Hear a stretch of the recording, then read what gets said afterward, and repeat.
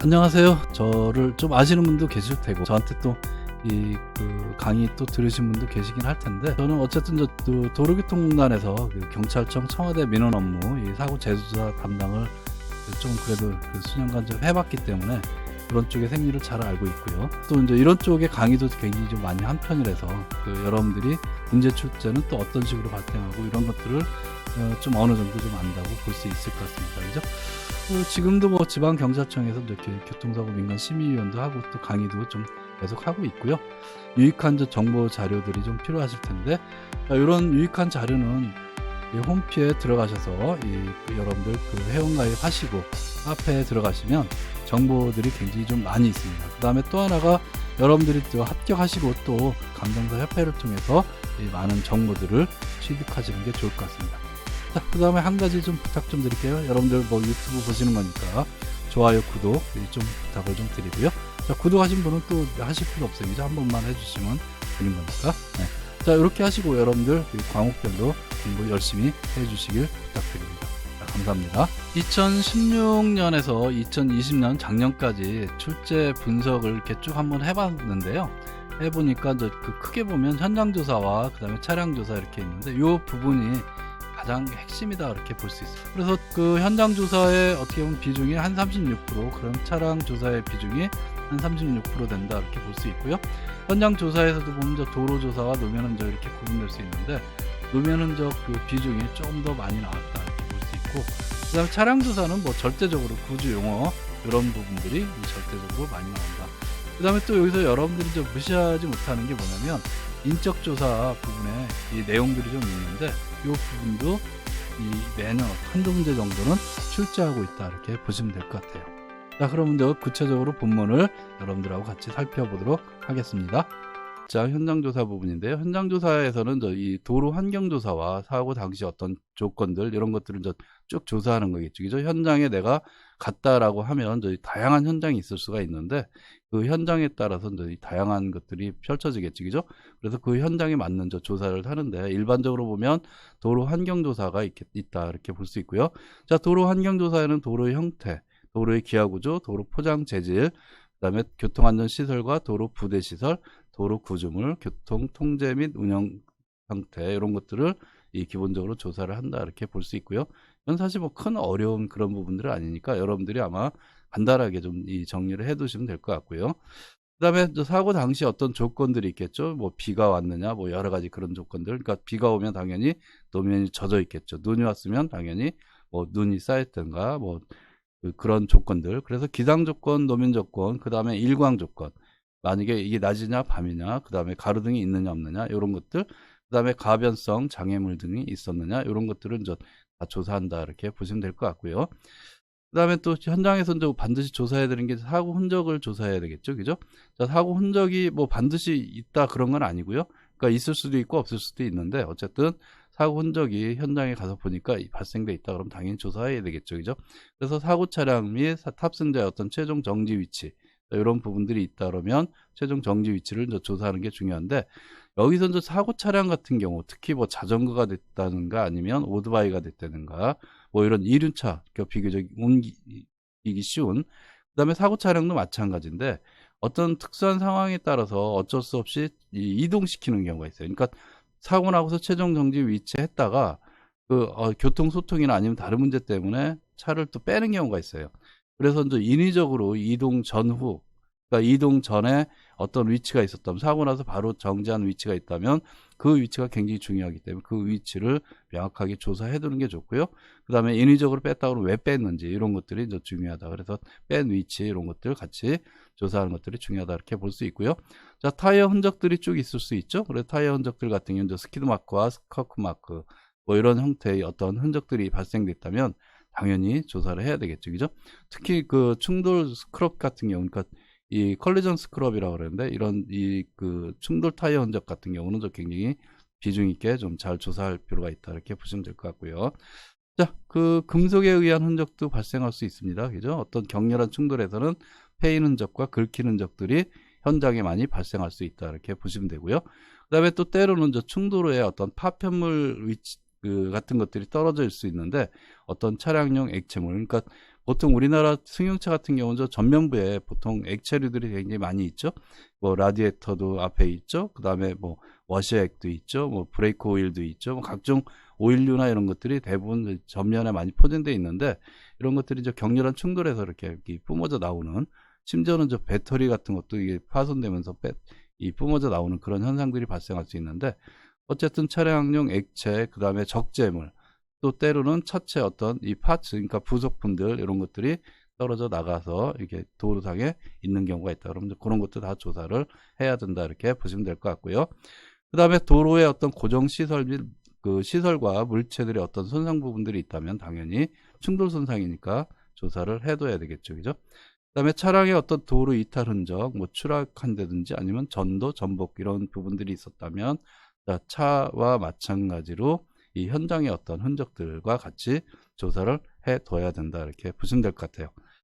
그 다음에 이제 그 시거 같은 경우는 사실 뭐 아주 중요한 부분은 아니에요. 그 사고조사에서 이제 시거는 아주 뭐 중요한 부분은 아닌데, 우리나라의 또 도로 구조나 이런 것들이 워낙 지금 잘 만들고 있기 때문에 뭐 그런 이 시거나 이런 것들은 이제 핵심 사항은 아니지만, 어쨌든 시거와 정지거리 이런 것도 한번 좀 살펴볼 필요가 있다. 이렇게 보시면 되고요. 특히 그 시험을 위한 시험에서는 좀 어려운 부분인 저 앞지르기 시거, 시거에는 뭐 앞지르기 시거하고 정지 시거가 있는데, 앞지르기 시거 같은 경우는 저 차로의 중심선상 1.0m 높이에서 대형 차로의 중심선상에 있는 높이 1.2m의 대형 자동차를 발견하고 안전하게 앞지를 수 있는 거리다. 이렇게 좀 문제를 어렵게 낸다면 이런 이제 숫자에 해당되는 부분들이 사실 굉장히 어려워요. 그러니까 정확하게 알고 있느냐 모르고 있느냐 이제 이런 문제이기 때문에, 그래서 앞지르기 시거는 차로의 중심 선상에서 기준한 겁니다. 1.0m, 1.2m 이것만 여러분들이 잘 머릿속에 기억해 두시면 될 것 같고요. 그 다음에 정지 시거가 있죠. 예, 정지 시거는 같은 차로상의 위험 요소를 인지해서 제동하여 정지하는 데 필요한 거리다. 이렇게 볼 수 있고요. 자, 이것도 도로 중심상 1.1m 높이, 1.0m, 1m 높이에서 15cm의 장애물을 볼 수 있는 가시거리다. 그렇죠? 그래서 이거는 정지 시거는 15cm. 그러니까 1m 높이는 다 똑같아요. 1m 높이가 대략 어떤 위치냐면, 승용차를 타고 운전자가 앉아서 이게 그 앉아 있는 눈 높이 정도. 요게 이제 대략적으로 1m, 눈 높이가 1m 좀 내외 되기 때문에 자, 그런 정도 생각하시면 됩니다. 그래서 운전자의 시야에서 이제 운전자의 시각에서 바라보는 거다. 이렇게 볼 수 있고요. 자, 그게 1.0m를 기준한다면 15cm, 그 다음에 앞지르기 시 같은 경우는 1.2m 대형 차량 발견하는 거. 자, 그것만 여러분들이 잘 기억해 두시면 될 것 같고요. 그 다음에 정지거리 같은 경우 뭐 여러분들이 아마 뭐 워낙 뭐 많이 아실 텐데, 정지거리는 두 가지 요소가 포함되어 있는 거다. 뭐다? 이 공주거리라는 인지 반응 시간 동안에 간 거리. 그래서 인지 반응 거리라고 보통 얘기를 합니다. 그죠? 위험을 인지했을 때 이 반응하면서 이제 가는 거리. 그래서 그때는 어떻게 보면 그 등속 운동을 한다는 거죠. 그죠? 브레이크를 이거 내가 밟아야 돼라고 할 때 이제 브레이크가 작동하기 직전까지의 어떤 거리. 근데 이게 보통 이제 시간적으로 따지면 그 설계에서 보면 1.5초에서 2.5초 정도를 둡니다. 보통 이제 도로 설계에서 본다면. 근데 사고에서 어떤 위험 상황을 우리가 기준을 한다면 0.7초에서 1.0초를 보통 많이 적용하고 있다. 이렇게 참고적으로 해주시면 됩니다. 그래서 대략 그 인지 반응 시간을 1초라고 둔다면 1초 동안에 그냥 가는 거리, 그러니까 등속 운동이 되겠죠. 네, 그런 거리다. 이렇게 볼 수 있고요. 그래서 거기에 그 공주거리 플러스 그 다음에 제동거리, 실제 제동했을 때 거리, 요 두 가지 부분을 더해준 게 정지거리다. 이렇게 볼 수 있고요. 자, 수식으로 보면 VIT, 여기서 T1이라는 게 인지 반응 시간이 되겠죠. 아까 말씀드린 그 어떤 그 0.7초에서 사고 같은 경우 0.7초에서 1.0초를 기준하고 있다라고 볼 수 있고, VI는 이 초속으로서 어떻게 보면 등속 운동, 이 그 위험 인지했을 때의 시점에서 속도, 그러니까 주행 속도가 되겠죠, 그죠? 그다음에 제동거리는 VI 제곱 오버, 그러니까 그 이 미우는 여기서 마찰 계수가 되겠죠, 그죠? 그다음에 G는 중력 가속도. 그래서 이 미우 G분의 V 제곱이다. 이렇게 볼 수 있고요. 자, 이건 뭐 여러분들이 다 아시는 내용일 테고요. 그다음에 이제 도로 기하 구조 조사에서 보면 사실 도로 기하 구조는 굉장히 좀 많지만, 여러분들이 특히 이제 그 쉽게 생각하면 생각할 수 있는 게 뭐냐면, 도로 기하구조니까 도로의 어떤 선형 문제다 이렇게 볼 수 있어요. 그죠? 그래서 보통 일반적으로 보면 모든 도로의 구조 자체는 직선형에서 이제 커브가 만들어진다라고 할 때 커브 접근하기 전에 이제 어떤 그 완화곡선이라는 그 완만하게 접근해야 되겠죠. 그죠? 완화곡선이라는 구간을 지나서 이제 완전한 이 커브 곡선 그 곡선 구간을 들고 그 다음에 곡선 구간을 지나서 다시 완화 곡선을 지나서 다시 이제 직선 형태로 가는 그런 것들이 계속 이제 무한 반복되고 있다 그렇게 보시면 될 것 같고요. 그래서 저 직선 구간과 완화 구간, 곡선 구간 이런 부분들을 여러분들이 이제 그 조사를 하게 된다 이렇게 볼 수 있고요.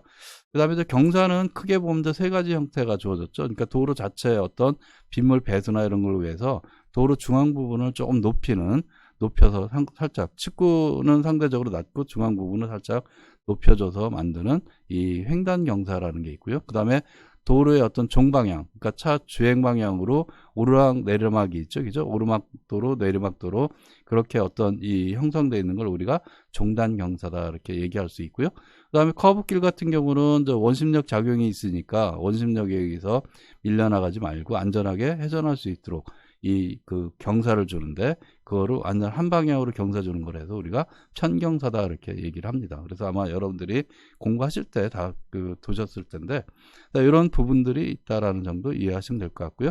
그 다음에 도로 외에 또 번면이 있을 수 있죠, 그죠? 자, 여러분들 사진에서 제가 해놓은 게 뭐냐면 지금 이게 산악도로인데 이게 올라가는 거예요. 올라가면서 이렇게 돼 있기 때문에 이 밑에 부분은 번면으로 구성되어 있다 이렇게 볼 수 있어요. 흙 부분이나 이런 것들은 도로에서 좀 그 번면으로 되어 있다. 그래서 어떤 번면의 경사 부분 이런 것들은 차량의 이탈 문제에서 우리가 좀 고려할 필요가 있다 이렇게 보시면 되고요. 그 다음에 여기서 제가 예로 미리 하나 해놨는데 곡선도로 같은 경우는 그럼 어떻게 측정할 거냐, 어떻게 조사하고 어떻게 측정할 거냐 뒤에도 살짝 나오지만 어쨌든 이 곡선 구간 완전한 곡선 구간이 있다라고 하면 이거를 뭐 우리가 그 줄자를 이용해서 좌표법을 이용해서 이제 하나하나 측정하는 방법이 있지만 일반적으로 이게 정규 곡선이다라고 하면 곡선 반경이 일정하다라고 치면 우리가 알기 쉽게 그 코드 이 곡선 부분이라고 그러면 곡선 부분의 일정 구간을 자르는 겁니다. 보통 보면 15, 20m, 뭐 30m 이런 식으로 줄자로 해서 자르는 그걸 우리가 코드라고 하는데 현이라고 그러죠. 예.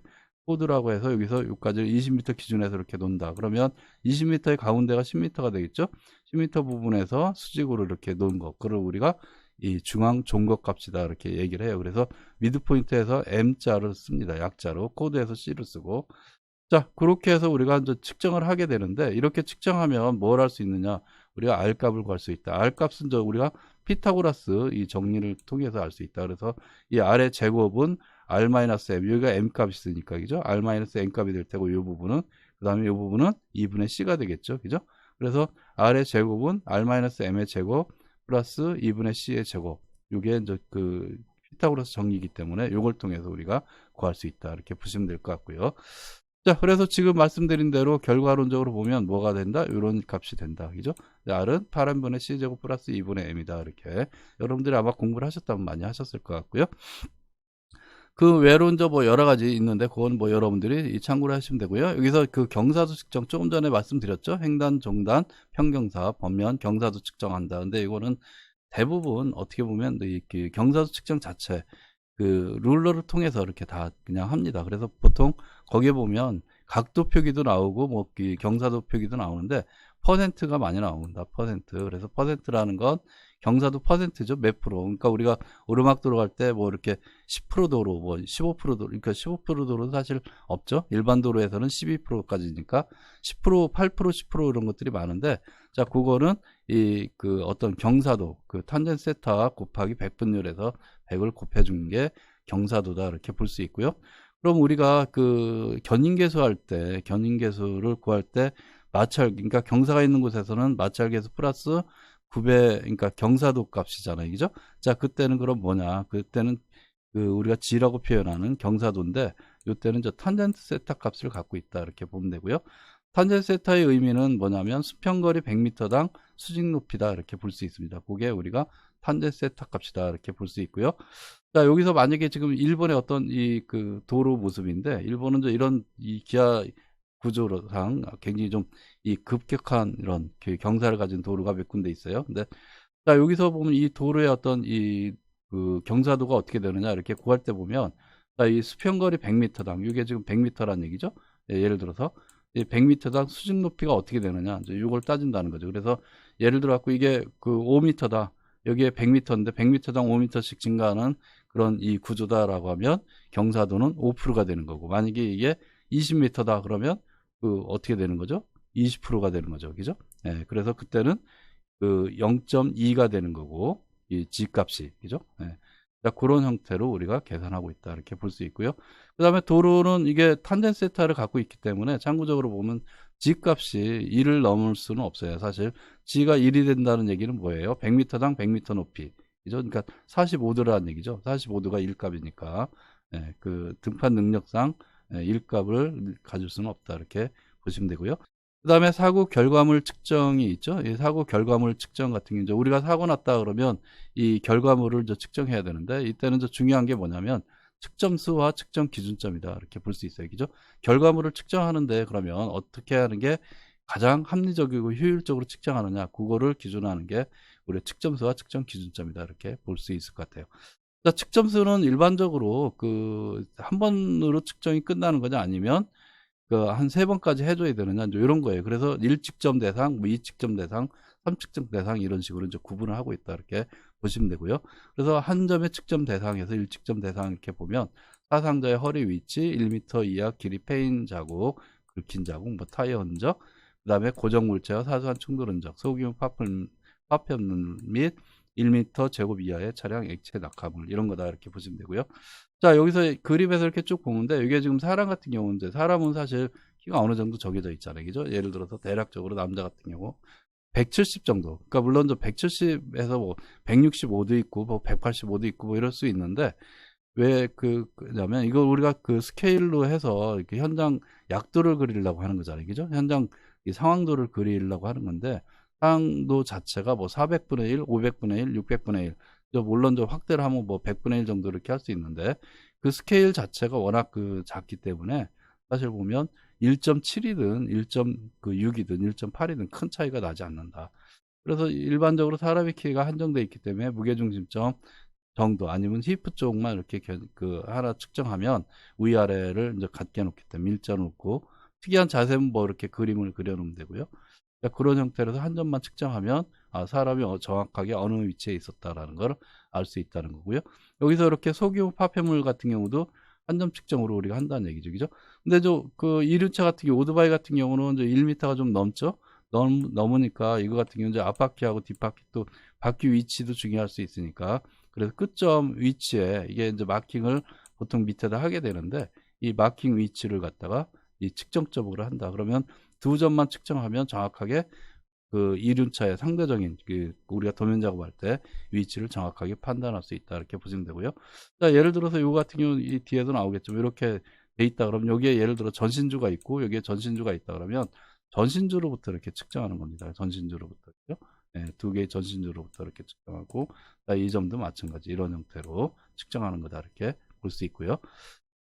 자, 그 다음에 2점 측정 대상은 사고 차량 같은 경우, 사고 차량 이거 승용차를 기준하면 보통 4바퀴가 있는데, 왜 4바퀴 다 하지 않느냐? 근데 굳이 안 해도 되는 게요. 이 차량은 재원이라는 게 있어요. 그죠? 그래서 재원이 있기 때문에 우리가 2바퀴만 정확하게 알고 있으면, 이 바퀴, 보통 보면 바퀴 끝쪽을, 그 바퀴 중심 쪽을 우리가 이 마킹 해두기 때문에 이 바퀴 부분을 갖다가 이쪽하고 얘하고 하든 아니면 이쪽을 하든, 어떻게 보면 두 바퀴만 정확하게 측정을 해 놓으면 나머지는 재원상 그 위치에 그대로 놓을 수가 있겠죠. 그죠? 네, 그래서 어려움이 없다. 이렇게 볼 수 있고요. 그 다음에 직선으로 나타난 긴 타이어 자국, 이런 것처럼 뭐 타이어 자국 길게 돼 있다 그러면 두 점으로 이렇게 해줘야 되겠죠. 그죠? 그래서 상대적으로 중앙선에 어느 위치에 이렇게 돼 있다라는 거, 이게 중앙선 시작에서 넘어갔다라는 뭐 그런 것들을 정확하게 우리가 알 수 있다는 거고요. 자, 마찬가지로 1m 이상의 노면 그루브, 길게 파손된 가드레일, 길게 뿌려진 파편 흔적, 차량 액체 자국, 이런 것들은 다 이 측정 대상이다. 이렇게 볼 수 있겠죠. 그죠? 자, 반면에 이 1측점이나 2측점 갖고 안 되는 부분이 3측점으로 우리가 해야 되는데, 가장 대표적인 게 곡선. 지금 만약에 이게 요마크인데, 요마크가 이렇게 발생됐다 그러면 시작 부분과 이게 예를 들어서 레귤러하다. 그러니까 이 정상적으로 이렇게 여러분들이 눈으로 대충 보더라도 비교적 원곡선이 일정한 형태로 돼 있다라고 하면 세 점만 측정하면 되겠죠. 그죠? 그 다음에 시작점과 끝점과 가운데점, 요 부분만 하면 어떻게 해요? 우리가 그려낼 수가 있겠죠. 재현할 수가 있겠죠. 그죠? 자, 그래서 곡선 타이어 자국들, 그 다음에 변형 있는 타이어 자국들, 예를 들어 타이어 흔적이 이렇게 가다가 꺾였다든지 이렇게 되면 당연히 세 지점을 측정해야지 정확하게 표현할 수 있겠죠. 그죠? 그 다음에 파편물이 집중적으로 떨어진 지역, 이런 부분들은 3측정 대상이다. 이렇게 볼 수 있어요. 보통 여기 측정 대상 같은 경우는 이게 문제가 매년 좀 잘 나오는 것 같아요. 어려운 부분이 아니니까 여러분들이 잘 기억해 두시면 될 것 같고요. 그 다음에 그럼 측정을 우리가 대상을 쭉 만들었는데, 그러면 쟤를 어떤 기준에서 측정할 거냐. 그래서 기준점 설정이 중요할 수가 있겠죠. 그죠? 그래서 기준점 보면 크게 보면 세 가지다. 고정 기준점, 반고정, 그다음 비고정 이렇게 있다. 이렇게 보면 되고요. 이건 뭐 말 그대로 어휘의 문제인 것 같아요. 고정이니까 기준점이 고정되어 있는 거다. 그게 뭐냐면 가로등, 전신주, 안내표지판, 신호등 지주, 소화전. 그러니까 금방 이렇게 뭐 1시간, 2시간 뭐 예를 든다면, 아니면 한 달, 2달 이내에 이렇게 금방 변하지 않는 것들, 이런 것들은 이제 고정되어 있다라고 볼 수 있고요. 그건 이제 보통 시설물에 해당되는 부분이다 이렇게 볼 수 있어요. 그죠? 그래서 건물 모서리, 교량과 고가도로 및 지하차도 입구에 어떤 입석으로 되어 있는 어떤 표지석 같은 거 있죠? 예, 그런 모서리 부분들, 이런 부분들은 이제 고정점이다 이렇게 볼 수 있고요. 그 다음에 반고정 같은 경우는 도로 가장자리, 경계석 또는 보도측 이 통풍구의 어떤 기존 연구 시설과 관련해서 설정한 부분이다 이렇게 볼 수 있습니다. 그죠? 자, 비고정 같은 경우는 사실 보면 고정되지 않은 부분들, 이게 특히 이런 교차로, 그래서 사실 보면 이 비고정도 많이 쓰입니다. 왜 그러면 도로 시설이나 이런 것들이 하루아침에 이렇게 바뀌거나 그러지는 않기 때문에. 그래서 비고정이 가장 대표적인 게 이런 부분들이게 되겠죠. 이게 이제 고정점의 가장 대표적인 부분이고, 이런 부분들은 어떤 교차점이 만들어진 그런 부분들은 이 비고정점이다 이렇게 볼 수 있을 것 같아요. 그죠? 네. 그 다음에 이제 위치 측정법 있죠. 그러면 그걸 측정을 어떻게 할 거냐, 어떤 식으로 이렇게 하는 거냐라고 보면, 측정 방법은 이제 사실 보면 여러 가지가 있어요. 근데 우리가 이제 구분했을 때 이렇게 나누는 건데, 가장 대표적인 게 예를 들어 좌표법, 그 다음에 삼각법. 가장 흔하게 하는 좌표법과 삼각법의 혼용을 제일 많이 쓰고 있습니다. 어떤 때는 이 좌표법, 어떤 때는 삼각법, 혼용에 쓰고 있다라고 볼 수 있고, 그 다음에 아주 드물게 하는 현측정법, 극좌표법 이런 것도 얘기를 하는데, 제가 보기엔 이런 것들은 사실 잘 안 쓰고 있는 부분이다. 어쨌든 제일 흔하게 쓰고 있는 건 좌표법과 삼각법을 많이 쓰고 있다 이렇게 보시면 되고요. 좌표법은 그냥 우리가 XY 축으로 해갖고 직각좌표죠. 예, 축으로 해서 간단하게 나타내는. 그러니까 여러분 이 그림에 나와 있는 것처럼, 자, 이렇게 XY 축으로 이렇게 간단하게 표기하는 겁니다. 그래서 레퍼런스 포인트가 있다라고 하면 여기서부터 이 세로축과 가로축을 이용해서 정확하게 이제 재는 거죠. 여기서 뭐 B, D, A 뭐 이런 것들을 수치화 시켜 갖고 하면 이거를 정확하게 이제 표현할 수 있다는 거예요. 그죠? 그래서 이때는 뭐가 필요하냐면 기준선, 레퍼런스 라인이라고 그랬죠. 우리가 보통 RL이라고 많이 표현하는데, 레퍼런스 라인이라는 기준선이 필요하다 이렇게 볼 수 있습니다. 그 다음에 삼각법 같은 경우는 사실 레퍼런스 라인이 필요 없어요. 그러니까 레퍼런스 라인이 필요 없고 레퍼런스 포인트가 필요한 거죠. 그죠? 어떤 한 점이 필요하다 이렇게 볼 수 있고요. 그래서 삼각법은 어떻게 보면 이런 도로가 직선형이나 이런 거가 아닐 때 그런 때는 좌표법 갖고는 좀 측정하기가 어려우니까 상대적으로 이 삼각법에서 자유롭게 우리가 쓸 수 있다 이렇게 보시면 되고요.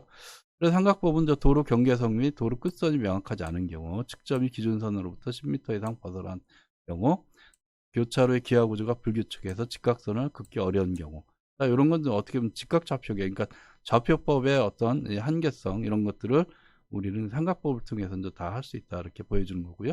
네. 자, 측점이나 측점이 이 늪지나 숲속에 위치한 경우, 그 다음에 뭐 비포장 도로이거나 도로가에 눈에 덮여서 도로 끝선이 불분명할 때, 그러니까 좀 전에 말씀드렸지만 다 이거는 좌표법에서 우리가 레퍼런스 라인을 설정을 해줘야 되는데, 그럴 때, 그러니까 설정이 어려울 때는 삼각법을 다 사용하고 있다 이렇게 보시면 돼요. 삼각법의 장점은 결국은 이 좌표법의 단점이 되겠죠. 그죠? 기준선이 불필요하고 두 개의 거리 측정은 서로 직각으로 할 필요가 없다. 그죠? 이건 다 좌표법 얘기고요. 측정 방향을 지정할 필요가 없다. 좌표법의 단점 부분은 삼각법의 장점이다. 이렇게 이야기할 수 있을 것 같습니다. 그다음에 이제 타이어 흔적 있죠. 우리가 현장 조사에서 보면 노면 흔적 부분에 보면 가장 중요한 게 타이어 흔적하고 금속 흔적이 될 수 있는데, 타이어 흔적이 쭉 발생할 수 있어요. 타이어 흔적은 사고 전과 후로 이렇게 크게 보면 나눌 수가 있다. 이렇게 볼 수 있어요. 물론 더 세분화하면 사고 전, 사고 과정, 사고 후 이렇게 이제 크게 보면 또 나눌 수도 있는데, 어쨌든 노면 흔적이 발생하는 건 사고 전과 후, 그 다음에 타이어 흔적은 특히 사고 전에서도 발생할 수 있다. 이렇게 보시면 되고요. 자, 사고 전에 발생하는 건 일반적으로 사고 전에는 우리가 운전자가 어떤 위험 상황에서 아니면 무의식적으로 할 수 있는 게 사실 보면 운전 행위 조작은 두 가지 말고는 없어요. 그죠? 현재까지는. 그래서 뭐 브레이크를 예를 들어 제동한다든지 아니면 핸들을 좀 과격하게 돌린다든지 뭐 이런 정도. 그러니까 핸들 조작하고 브레이크 조작 두 가지 말고는 없는데, 브레이크 조작에서 나올 수 있는 게 뭐가 나오냐면 이제 스키드 마크가 나올 수 있죠. 그죠? 요즘은 보통 ABS 차량이 이제 보편화되어 있기 때문에 스키드 마크가 잘 생기지는 않습니다. 근데 아직도 어쨌든 특수한 경우에선 이제 스키드 마크가 발생할 수 있다. 근데 이거는 일종의 이제 브레이크 작동을 했거나 아니면 타이어가 예를 들어서 충돌이나 이런 거에서 이제 락됐을 때, 굴러가지 못하게 됐을 때, 굴러가지 못하면서 미끄러질 때 발생하는 흔적이다. 이렇게 볼 수 있어요. 그래서 사고 전에는 발생할 수 있는 게 이제 스키드, 그 다음에 핸들을 과하게 돌리면 요 마크, 그 다음에 아주 특수하게는 가속 스카프 마크. 근데 요즘은 사실 오토 차량을 기본적으로 많이 쓰고 있잖아요. 그죠? 그래서 오토 차량에서 가속 스카프 마크가 좀 발견하기 어렵다. 일반적으로 경주용차나 이런 것들, 그러니까 후륜구동 차 있죠? 그런 부분에서는 가속 스카프 마크를 발생시킬 수 있는데, 그냥 보편적인 오토 차량에서는 좀 발생되지 않는다. 이렇게 보시면 되고요. 그 다음에 플랫 타이어 마크, 그 다음에 임프린트, 이런 것들이 이제 있다. 이렇게 볼 수 있어요. 그죠? 그 가운데서도 이제 사고와 관련돼서 이렇게 우리가 흔히 얘기할 수 있는 건 스키드 마크와 요 마크다. 이렇게 볼 수 있을 것 같습니다. 스키드 마크 같은 경우는 이제 바퀴가 정지해서 미끄러질 때 발생하는 거고요. 요 마크는 이 전체를 다 스카프 마크라고 하는데, 스카프는 우리가 바퀴가 굴러가는 형태입니다. 그래서 바퀴가 굴른다. 이렇게 볼 수 있고요. 자, 요거는 이제 횡미끄럼에 발생하는 거다. 이렇게 볼 수 있고, 자, 스키드 마크가는 이제 브레이크 조작이다라고 하면 요 마크 같은 경우는 핸들 조향이다. 이렇게 볼 수 있고요. 자, 그래서 이런 내용들은 우리가 뒤에서 또 자세하게 하기 때문에 이제 보시면 될 것 같습니다. 자, 스키드 마크는 조금 전에 말씀드렸지만 타이어가 구르지 않고 잠긴 상태에서 발생하는 부분이다. 이렇게 볼 수 있고요. 자, 속도 추정할 수 있죠. 그 다음에 차량의 충돌 전후 진행 궤적 알 수 있다. 그래서 이 흔적이 굉장히 중요한 게 어떻게 보면 이 궤적을 알 수 있고 또 하나 속도를 알 수 있기 때문에 중요하다. 이렇게 볼 수 있습니다. 그죠?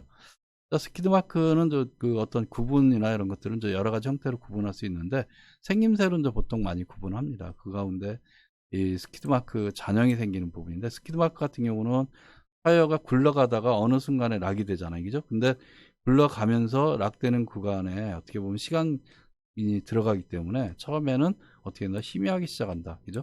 이 스키드 마크 시작점은 희미해요. 근데 이 희미한 부분을 보는 각도에 따라서, 보는 사람에 따라서 좀 다릅니다. 어느 순간에 진하게 나타나기 때문에 그 희미한 부분을 갖다가 이제 반영을 어떻게 하느냐에 따라 스키드 마크 길이 값이 달라질 수 있다. 이렇게 보시면 되고요.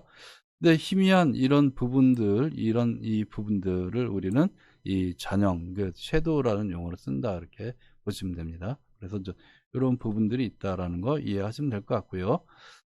그 다음에 스키드 마크 형성 같은 경우는 우리가 한번 타이어의 어떤 공기압 형태에 따라서 달라질 수 있는데, 정상 압력 일반적인 상태를 우리가 본다면 이 타이어가 있을 때 타이어가 접지가 정상적으로 이루어지겠죠. 그죠? 그래서 타이어가 미끄러진다는 부분은 이 접지면이 바닥과 노면에 마찰하면서 미끄러진다는 얘기고, 이때 발생하는 게 이제 이 스키드 마크인데, 발생된 스키드 마크의 폭과 그 다음에 타이어의 어떤 접지면 폭을 이 두 개 비교해 보면 이 차량에서 발생한 건지 아닌지를 우리가 알 수 있다. 그만큼 어떻게 보면 이 정상 상태에서는 이 접지면 폭 자체가 일정하다. 이렇게 볼 수가 있겠죠. 그죠? 근데 정상 압력 상태에서는 그런데, 예를 들어서 공기압이 부족하거나 좀 과잉됐을 때는 어떻게 되느냐. 부족했을 때는 사실 보면 가운데 부분이 올라가기 때문에 오목하게 되기 때문에 이 접지면 폭이 정상보다는 조금 줄어들겠죠, 그죠? 자, 그런 현상. 그 다음에 또 한 가지가 이게 지금 요 부분은 어떻게 되겠죠? 이 노면상의 흔적이 나타나지 않겠죠.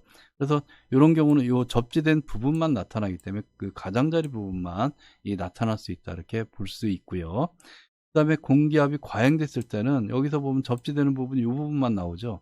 그래서 실제 여기 떠 있는 부분들은 이 흔적이 이게 뭐 약간 좀 과장되게 이렇게 표현하긴 했지만 나타나지 않는다. 나타나지 않는다. 그래서 실제 이런 경우는 이 타이어 폭하고 어떻게 보면 이 흔적의 어떤 폭하고 정합성을 맞추기는 어렵다, 이렇게 보시면 될 것 같아요. 어쨌든 이 압력 상태에 따라서도 이제 이 형태가 달라질 수 있다, 이렇게 보시면 되고요.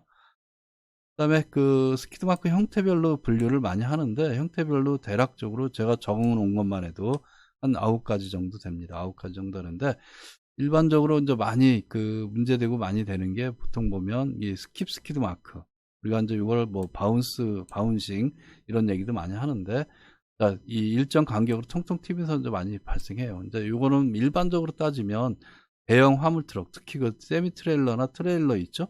이 트레일러 쪽에서 벼 있을 때, 그죠? 그러니까 우리가 브레이크 설정을 할 때, 설계를 할 때 보면 만차의 어떤 화물이 된 상태를 기준하는데, 비어 있게 되면 굉장히 가볍잖아요, 그죠? 가벼우니까 브레이크도 잘 듣고, 그 다음에 또 어떤 노면상의 어떤 특수성 때문에 브레이크를 잡았는데, 얘가 묘하게도 상하 진동으로 바뀌는 경우가 있어요. 그러면 이제 위로 내려갔다 올라갔다 이 진동 형태가 이렇게 발생했는데, 하중이 밑으로 갈 때는 당연히 타이어의 압이 가하기 때문에 노면이 진하게, 그 다음에 약간 바운싱 돼서 올라갈 때는 이 노면하고 떨어지는 건 아니지만 상대적으로 노면의 압력이 덜 가하기 때문에 이 흔적이 발생하지 않는 그런 형태의 모습을 보인다, 이렇게 볼 수 있고요. 그 다음에 이제 갭 스키드 마크 같은 경우는 갭이라는 게 일정 간격을 얘기하잖아요. 그죠? 그러니까 브레이크를 밟았을 때는 스키드 마크가 쭉 발생하는데, 이 브레이크를 살짝 떼요. 그러면 띄는 순간 어떻게 바퀴가 굴러가겠죠. 그러면 당연히 스키드 마크가 발생하지 않겠죠, 그죠? 자, 그 다음에 다시 브레이크 잡으면 또 진하게 스키드 마크 발생하고, 그래서 스키드 마크 발생 후 브레이크를 띄고 갭이 생기고 다시 또 스키드 마크 발생하는 이런 형태를 우리가 갭 스키드 마크다, 이렇게 볼 수 있다, 이렇게 보시면 되고요. 그다음에 이제 충돌 스크럽이 있죠. 충돌 이 과정에서 발생하는 것들. 그다음에 우리가 크룩하고 여러분들 이제 같이 항상 충돌 스크럽은 두 가지를 같이 연상시켜서 이제 봐야 되는데, 크룩 같은 경우는 쭉 지나가다가 측면에서 충돌 발생하면 타이어 흔적이 꺾이는 경우가 있죠. 스키드 마크 같은 직선으로 쭉 생기는데 갑자기 측면에서 꽝 때리게 되면 이게 틀어지면서 꺾이겠죠. 그런 부분들, 정면 충돌일 때도 꺾이는 형태, 그런 형태, 갈고리 형태로 만들어진다고 해서 우리가 크룩이다, 이렇게 얘기를 한다는 거고요. 그 다음에 가열된 타이어 마크가 있고, 이거는 살짝 젖은 노면에서 비가 살짝 내렸는데 스키드 마크 쭉 발생시키면, 스키드 마크 발생시킬 때 타이어의 마찰열이 꽤 크겠죠, 그죠? 그래서 이 노면에 젖어 있는 부분을 말리면서 지나간다는 거죠. 말리면서 쭉 가면서 희미한 흔적들이 생기는데, 그럴 때 발생하는 걸 우리가 가열 타이어 마크, 그러니까 히팅 타이어 마크, 이렇게 많이 쓴다, 이렇게 보고요. 브로드사이드 토잉, 그다음에 임펜딩, 스워브, 이런 흔적들이 있다라는 거 여러분들이 참고적으로 이렇게 보시면 되는데, 이런 용어들과 이런 이 간략한 개념들, 이런 정도는 여러분들이 잘 기억해 두시고 있어야 된다. 그러니까 이 부분은 유기적 시험 문제가 잘 나오는 부분이다, 이렇게 보시면 될 것 같고요. 자, 그 다음에 스키드 마크 측정하는 건 어떻게 하느냐. 스키드 마크 측정은 사실 측정하는 이유는 여러 가지 이제 이유가 있겠지만, 정확하게 위치, 차량의 어떤 궤적을 나타내기 위해서 측정하는 경우도 있고, 또 하나는 이제 속도 때문에 측정하는 경우도 있어요, 그죠? 근데 속도 값에 영향을 미치는 건 스키드 마크 길이다, 이렇게 볼 수 있어요. 그래서 정상적으로 이렇게 생겼다라고 하면 그냥 그 자체를 측정해서 우리가 계산할 때 쓰면 되는 건데, 만약에 갭이 생겼다 그러면 요 갭 부분은 뭐라 그랬죠? 요 갭 부분은 제동한 게 아니라고 그랬어요, 그죠? 제동을 푸는 부분이죠. 그래서 그럴 때는 이 제동한 부분, 스키드 마크만 계산해서 해준다. 전체를 계산해서 이렇게 요 부분을 빼주던가, 아니면 요것 플러스 해서 계산해 주던가, 같은 거겠죠? 그런 형태로 계산한다라고 볼 수 있고요. 그 다음에 그 스킵 스키드 마크 같은 경우는 그냥 전체 이 부분도 다 제동한 건데 차량의 운동 형태가 바운싱 현상이 발생하면서 생긴 거라 그랬죠. 그래서 다 제동으로 그 보기 때문에 요거는 전체를 다 하나의 길이로 본다 이렇게 보시면 되고요. 그 다음에 스커프 마크의 가장 대표적인 게 요 마크라 그랬죠. 예, 요 마크 같은 경우는 이 그림에도 그 표기했듯이 이런 형태로 그 곡선 형태로 생긴다라고 볼 수 있고요. 그 다음에 여기 세부 무늬는 이게 횡으로 미끌리면서 타이어가 횡으로 원심력 때문에 미끌리면서 생기기 때문에 약간 빗살무늬 형태다 이렇게 보면 될 것 같아요. 그래서 가장 외측에 있는 것들, 이런 외측에 있는 것들이 이 차에 나타냈지만 이 뒷바퀴, 그죠? 그 다음에 안쪽으로 이렇게 그 들어가는 게 앞바퀴 이런 형태로 요잉이라고 그러잖아요. 요 자체를 요잉과 함께 발생한다고 해서 요 마크다라고 우리가 얘기를 한다는 거죠. 그죠? 그래서 전체적으로 곡선 형태의 흔적을 보이고 있다라는 거고 차축의 수직한 방향, 그러니까 차축의 수직한 방향이 요 차축인데 이 수직한 방향으로 이제 흔적이 쭉 빗살무늬 형태로 생긴다는 거고요. 그 다음에 타이어가 회전하면서 빗살무늬 흔적이 생기고 시작은 희미하고 직선 형태, 끝은 진하고 곡선 형태고. 자, 전륜 궤적이 후륜 궤적 안쪽 요잉이기 때문에 요 얘기를 하는 거죠. 예, 그 다음에 선의 곡선 외측 타이어 흔적이 가장 진하게. 그래서 하나 발생하는 경우 그 다음에 2개, 3개 이렇게 있는데 일반적으로 가장 외측에 있는 거를 우리가 그대로 이 곡선 반경을 측정해서 그러니까 곡선 반경을 계산해서 이 계산한다. 그러니까 그 추정 속도를 계산한다 이렇게 보시면 될 것 같아요. 측정 지금 이렇게 한 거죠. 이게 지금 조금 전에 말씀드린 대로 가장 외측에 있는 부분들. 이게 요 방법은 사실 보면 우리가 곡선도로 측정하는 방법과 똑같다 이렇게 보시면 돼요. 그죠? 그래서 현의 길이, 현 값을 하고 이걸 뭐 예를 들어서 30m, 20m 이런 식으로 이제 자기가 기준선을 삼는 거죠. 기준점을 잡고 거기에 가운데 현의 길이의 가운데 부분에서 쭉 올린 거를 우리가 미드포인트라 M 값이라고 얘기했어요. 그죠? 그래서 C와 M을 측정해서 우리가 뭘 계산한다? 요 마크의 곡선 반경 값을 계산한다. 이렇게 보시면 될 것 같아요. 그 다음에 찍히는 적이 있을 수 있죠. 임프린트 마크. 임프린트 마크 같은 경우는 예를 들어서 어떤 이 사고나 이런 아니면 물웅덩이를 지나간다든지 뭐 여러 가지 이유 때문에 액체류가 있는 부분을 타이어가 밟고 지나가면 마치 도장 인주 찍듯이 이 도장으로 인주 찍듯이 지금 물이나 아니면 기름 부분, 액체류를 타이어가 밟고 지나가면 한 바퀴 돌아서 노면에 또 그 흔적을 찍겠죠. 그죠? 네, 그걸 우리가 임프린트다 이렇게 얘기를 한다는 거죠. 네. 그다음에 충돌 스크럽이 있는데 충돌 스크럽은 아까도 말씀드렸지만 크루하고 항상 같이 연동해서 이렇게 생각하시라 이렇게 볼 수 있고요. 자, 충돌 스크럽 자체는 말 그대로 컬리전 스크럽이니까 충돌이 굉장히 격렬할 때, 특히 승용차가 하부가 조금 높은 대형 트럭 전면부 아니면 측면부 이런 부분에 끌려 들어갔을 때 눌리면서 미끌리게 되면 타이어 흔적이 비정상적으로 이렇게 생기겠죠. 그죠?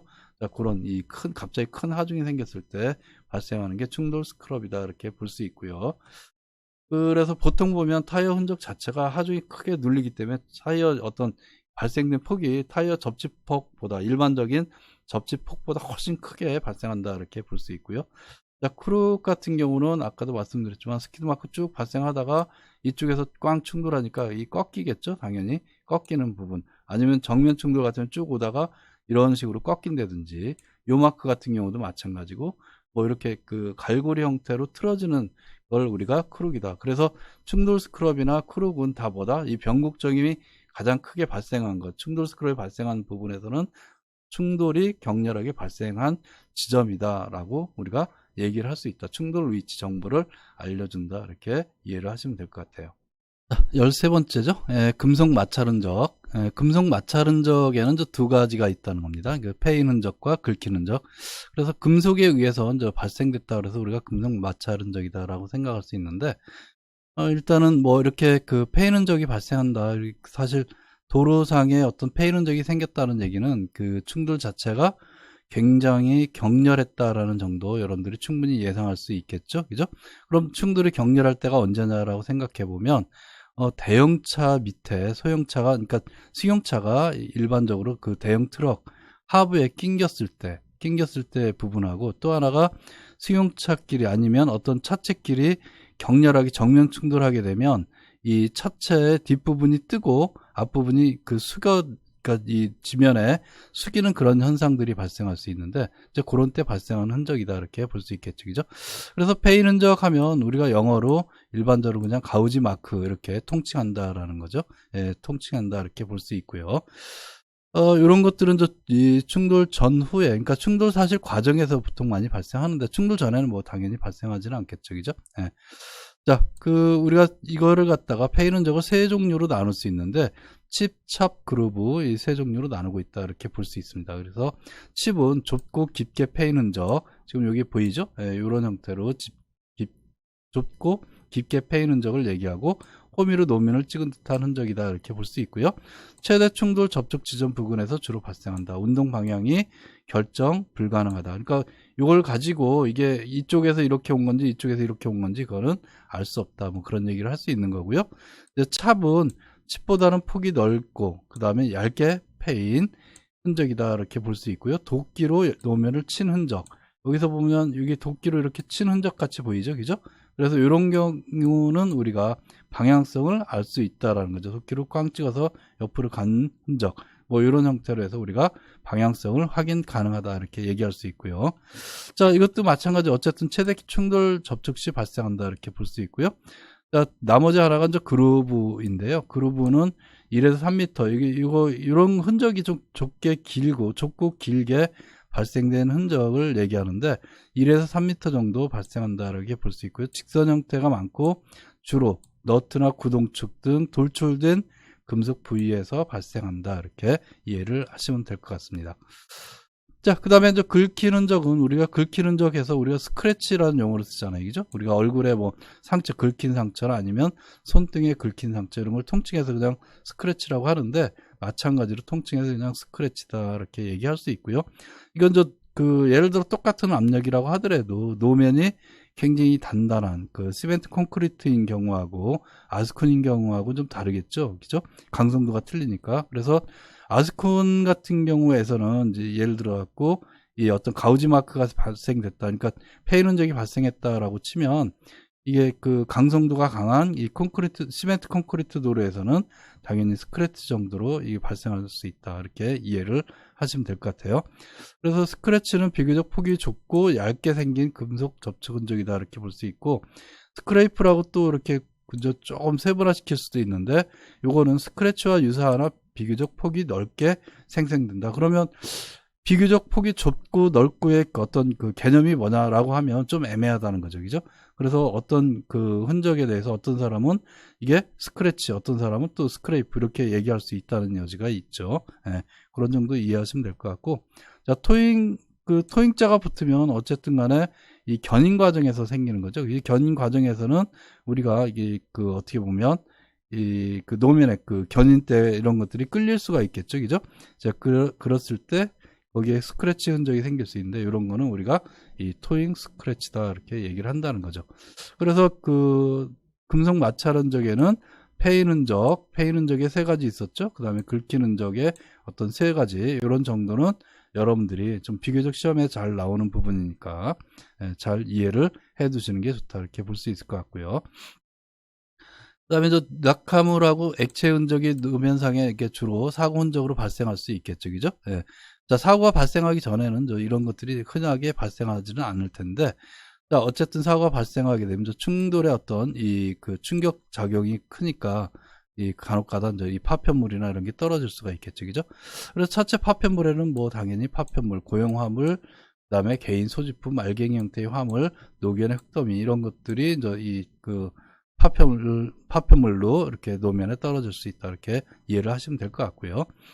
자, 그 다음에 액체 흔적이 발생할 수 있습니다. 액체 흔적은 일반적으로 승용차를 예를 든다면 승용차의 앞면부, 그러니까 본넷 부분에 엔진룸이죠. 본넷 아래에 엔진룸 부분에 라디에이터가 맨 앞에 있고, 그 다음에 보통 일반적으로는 배터리가 있고, 그 다음에 또 뭐가 있죠? 워셔액이 있고, 그죠?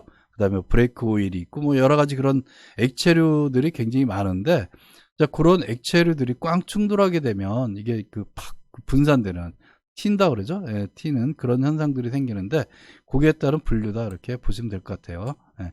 그래서 맨 처음에 생각할 수 있는 게 격렬한 충돌이 발생했다 그러면 스패터, 튀김 현상이 생기죠. 그러니까 스패터라는 게 우리가 영어 사전적인 의미로 보면 침을 튀는, 그죠? 마치 침을 태하고 받는 그런 걸 우리가 스패터라고 하잖아요. 그죠? 그래서 이 그 꽝 충돌했을 때 다량의 액체가 이 뿜어져 나오는, 쏟아지는 현상을 우리가 스패터라고, 이 튀김 현상이다라고 얘기하고요. 그 다음에 방울짐이라는 건 드리블이라고 영어로 이렇게 표현하는데, 액체가 방울방울 떨어지면서 이제 차량이 이동하니까 이 떨어진 흔적이 노면에 이렇게 쭉 발생하겠죠. 그죠? 예, 그걸 방울짐 현상이다 이렇게 얘기하고, 자, 고임은 말 그대로 이렇게 그 차량이 정지 상태에서 액체가 쭉 흘러내리게 되면 어떤 고임 현상이 생기겠죠. 예, 그런 현상을 퍼들이라고 얘기하고, 자, 고인 것들이 이제 흘러내릴 수가 있겠죠. 이렇게 경사가 졌다 그러면 경사가 낮은 곳 쪽으로, 그죠? 예, 경사가 낮은 곳 쪽으로 액체가 쭉 흘러내려갈 텐데, 이런 이 흘러내리는 현상을 우리가 런오프라고 얘기를 하고, 그 다음에 흘러내리다가 도로에 어떤 갈라진 틈들이 있을 수 있겠죠. 그죠? 갈라진 틈 같은 경우는 이 흘러내리다가 그 부분에서 흡수가 되겠죠. 그죠? 액체가 스며들어 갖고 어떻게 보면 흡수가 될 텐데, 자, 그거를 쏘기입니다. 이렇게 영어까지 여러분들이 다 한번 알아두시는 게 좋을 것 같아요. 그 다음에 또 그런 것들이, 예를 들어 고인 부분을 갖다가 예를 들어서 어떤 다른 차가 밟고 지나갔다 그러면 우리는 그거를 이 트래킹이다 이렇게 얘기를 할 수 있겠죠. 그죠? 자, 트래킹 된 다음에 이 바퀴가 한 바퀴 굴러서 노면에 또 찍어내는 걸 우리가 임프린트 흔적이라고 얘기를 했었죠, 앞에서. 그죠? 네, 그래서 여러분들이 여기서는 그 영어까지도 이렇게 나오는 경우가 있어요. 그죠? 한글로 이렇게 우리가 우리나라 말로 이렇게 번역해서 이렇게 나오는 경우도 있지만 영어 자체로도 내는 수가 있으니까 이 현상과 같이 잘 이해를 해 두시는 게 좋을 것 같아요. 자, 그 다음에 이제 우리가 인적조사로 이제 넘어갈 거예요. 2장의 인적조사 부분, 2장에서 이제 인적조사로 넘어가게 되면 상해라는 부분이 있어요. 그죠? 인적조사니까 사람에 대한 조사겠죠. 그죠?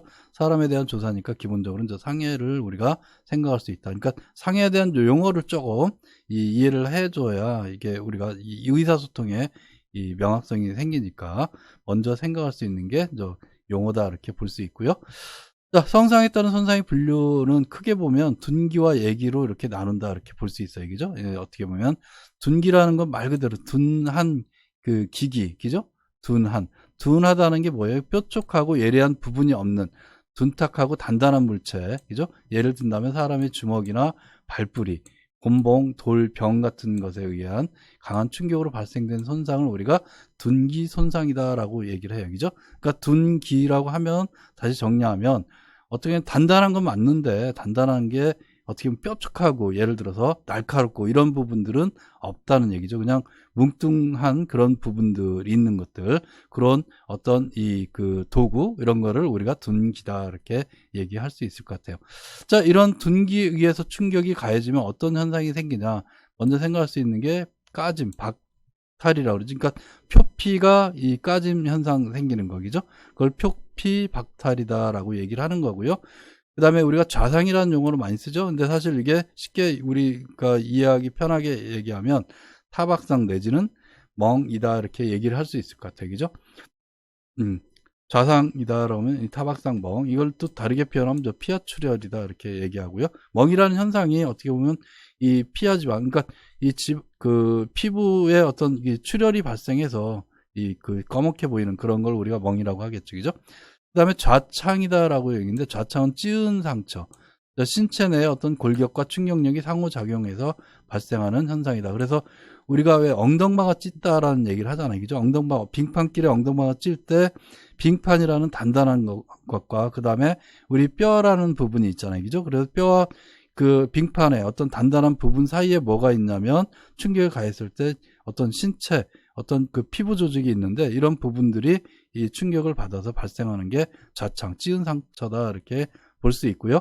자, 열창을 우리가 찢긴 상처다 이렇게 얘기해요. 그죠? 피부의 어떤 탄력 한계를 넘어서 찢어졌을 때 우리는 이 열창이다 이렇게 얘기할 수 있고요. 자, 천파창이라는 용어를 써요. 천파창은 터진 상처, 그죠? 외력이 아니라 골절하게 되면 뼈가 이렇게 부러지거나 이렇게 되는 거니까, 그죠? 부러지면서 이 그 피부 조직을 뚫고 나오는 경우가 있겠죠, 그죠? 우리가 좀 외상이 강한 아주 보기에 좀 끔찍한 이런 외상일수록 이제 뼈가 뭐 그렇게 돌출되고 막 그런 경우가 있는데, 자, 그런 부분에서 이제 피부를 뼈 조각이나 이런 부분이 뚫고 나오는, 찍고 나오는 그런 현상을 우리가 이 천파창이다라고 얘기를 한다는 거죠. 그죠? 내장 파열 같은 경우는 이 내장, 복강 내의 어떤 이 장기들, 이런 것들이 이 충격에서 파열됐을 때 우리는 내장 파열이다, 이 얘기를 할 수 있고요. 골절은 뭐 말 그대로 뼈가 금이 가거나 부러진 현상을 얘기한다라고 할 수 있고요. 자, 그 다음에 두개강, 네, 그 어떤 손상, 이거 두개강이라는 게 이제 머리를 얘기하는 거죠. 그죠? 그래서 머리 안쪽, 뇌니까 머리 안쪽에 어떤 손상을 얘기한다. 그 대표적인 게 뇌진탕, 그 다음에 뇌의 어떤 좌상, 타박상, 뇌에도 멍이 들 수 있다는 거죠. 그죠? 그 다음에 압력이 증가하는 뇌압증, 이런 것들이 이 뇌 안속에서 발생할 수 있다. 충격에 의해서.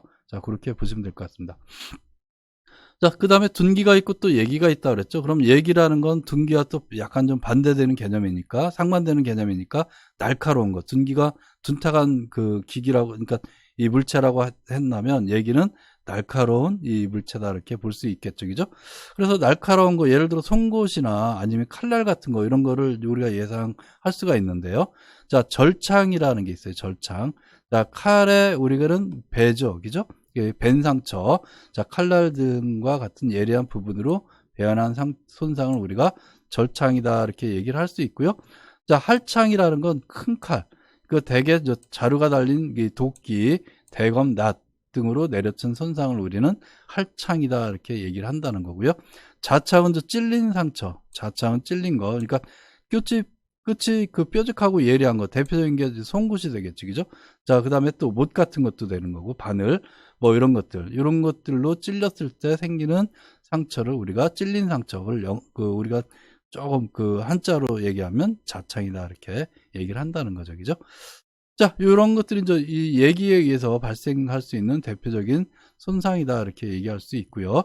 자, 그 다음에 이제 골절에는 뭐 여러 가지 이제 의미의 어떤 현상들이 있는데, 이게 충격에 의해서 골절이 생기고, 그 다음에 개방성이냐 폐쇄성이냐, 이런 골절이 생길 수가 있고, 탈구, 그죠? 탈구, 우리가 뭐 어깨 탈구, 이런 것들이 나올 수 있죠. 그 다음에 연조직의 어떤 손상, 이런 것들을 다 어떤 골절의 손상이다, 이렇게 볼 수 있을 것 같아요. 그죠? 자, 골격 해부도가 있는데요. 골격 해부도는 뭐 여러분들이 사실 보면 해부학 전문가가 아니기 때문에 사실 뭐 다 외울 필요까지는 없을 것 같아요. 하지만 이 중요한 거, 이 뼈를 구성하고 있는 중요한 부분들, 이런 정도는 좀 알아두는 것도 괜찮을 것 같습니다. 이게 시험 문제 뭐 자주 나오고 그런 건 아닌데, 또 어쩌다 한번 출제될 수 있는 그런 여지가 많다, 이렇게 볼 수 있고요. 자, 여기서 뭐 여러분들이 또 많이 들어본 것도 있을 거예요. 그죠? 많이 들어본 것도 있을 텐데, 요 그림과 더불어서 한번 알아두는 것도 괜찮다, 그렇게 볼 수 있을 것 같아요. 자, 두개골이니까 머리 쪽에 관련된 거겠죠. 그래서 머리 쪽에 가는 건 두자가 들어간다, 이렇게 볼 수 있고요. 자, 전두골, 두전골, 측두골, 이런 것들은 다 두개골, 머리 쪽에 관련된 거다. 머리 두자 쓴 거다. 근데 여기서 한 가지 한 게 사골이 있다, 이렇게 볼 수 있고요. 사골이 두개골에 포함된다, 이렇게 보시면 될 것 같고요. 그 다음에 안면골이라는 건 말 그대로 얼굴 안면을 얘기하는 거잖아요. 그죠? 얼굴 안쪽에는 우리가 비골, 코비자 쓴 거죠. 여기서는 누골, 상악골, 관골, 서골, 이런 것들이 안면골에 있다는 생각할 수 있고요. 그 다음에 척추가 있죠. 우리 몸을 지탱하고 있는 어떤 큰 이 줄기에 해당되는 척추가 있는데, 그 부분은 경추, 그죠? 이 경추가 이제 목 부분을 얘기하는 거고, 그죠? 예, 경추, 흉추, 가슴, 요추, 허리, 자, 천추, 꼬리뼈인데, 미골도 마찬가지, 미추, 예. 그 다음에 추간판, 뭐 이런 형태로 우리가 구성되고 있다, 이렇게 보시면 될 것 같고요. 자, 흉부, 상지, 하지, 골반골, 이런 것도, 이런 게 있다라는 거. 흉부는 가슴 쪽에 있는 거니까, 이 견갑골, 뭐 여기 위치하고 한번 같이 여러분들이 이해를 해 두시면 좋을 것 같아요. 예.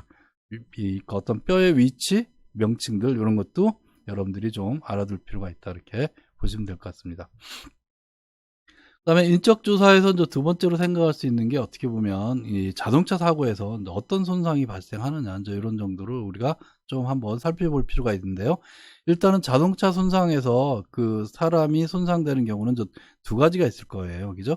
그러니까 탑승자가 있을 테고, 이래든 저래든 충돌했을 때 탑승자가 있을 테고, 탑승자 외적인 거는 보행자가 되겠죠. 그죠? 보행자, 어떻게 보면 이 두 가지 부분이 있다. 이렇게 볼 수 있고, 물론 이륜차랑 아니면 자전거, 이와 충돌했을 때도 나타나는 손상들이 있을 수 있는데, 그거는 약간 속성 자체가 보행자 속성에 좀 가까울 그런 상황이 많다. 이렇게 보시면 될 것 같아요.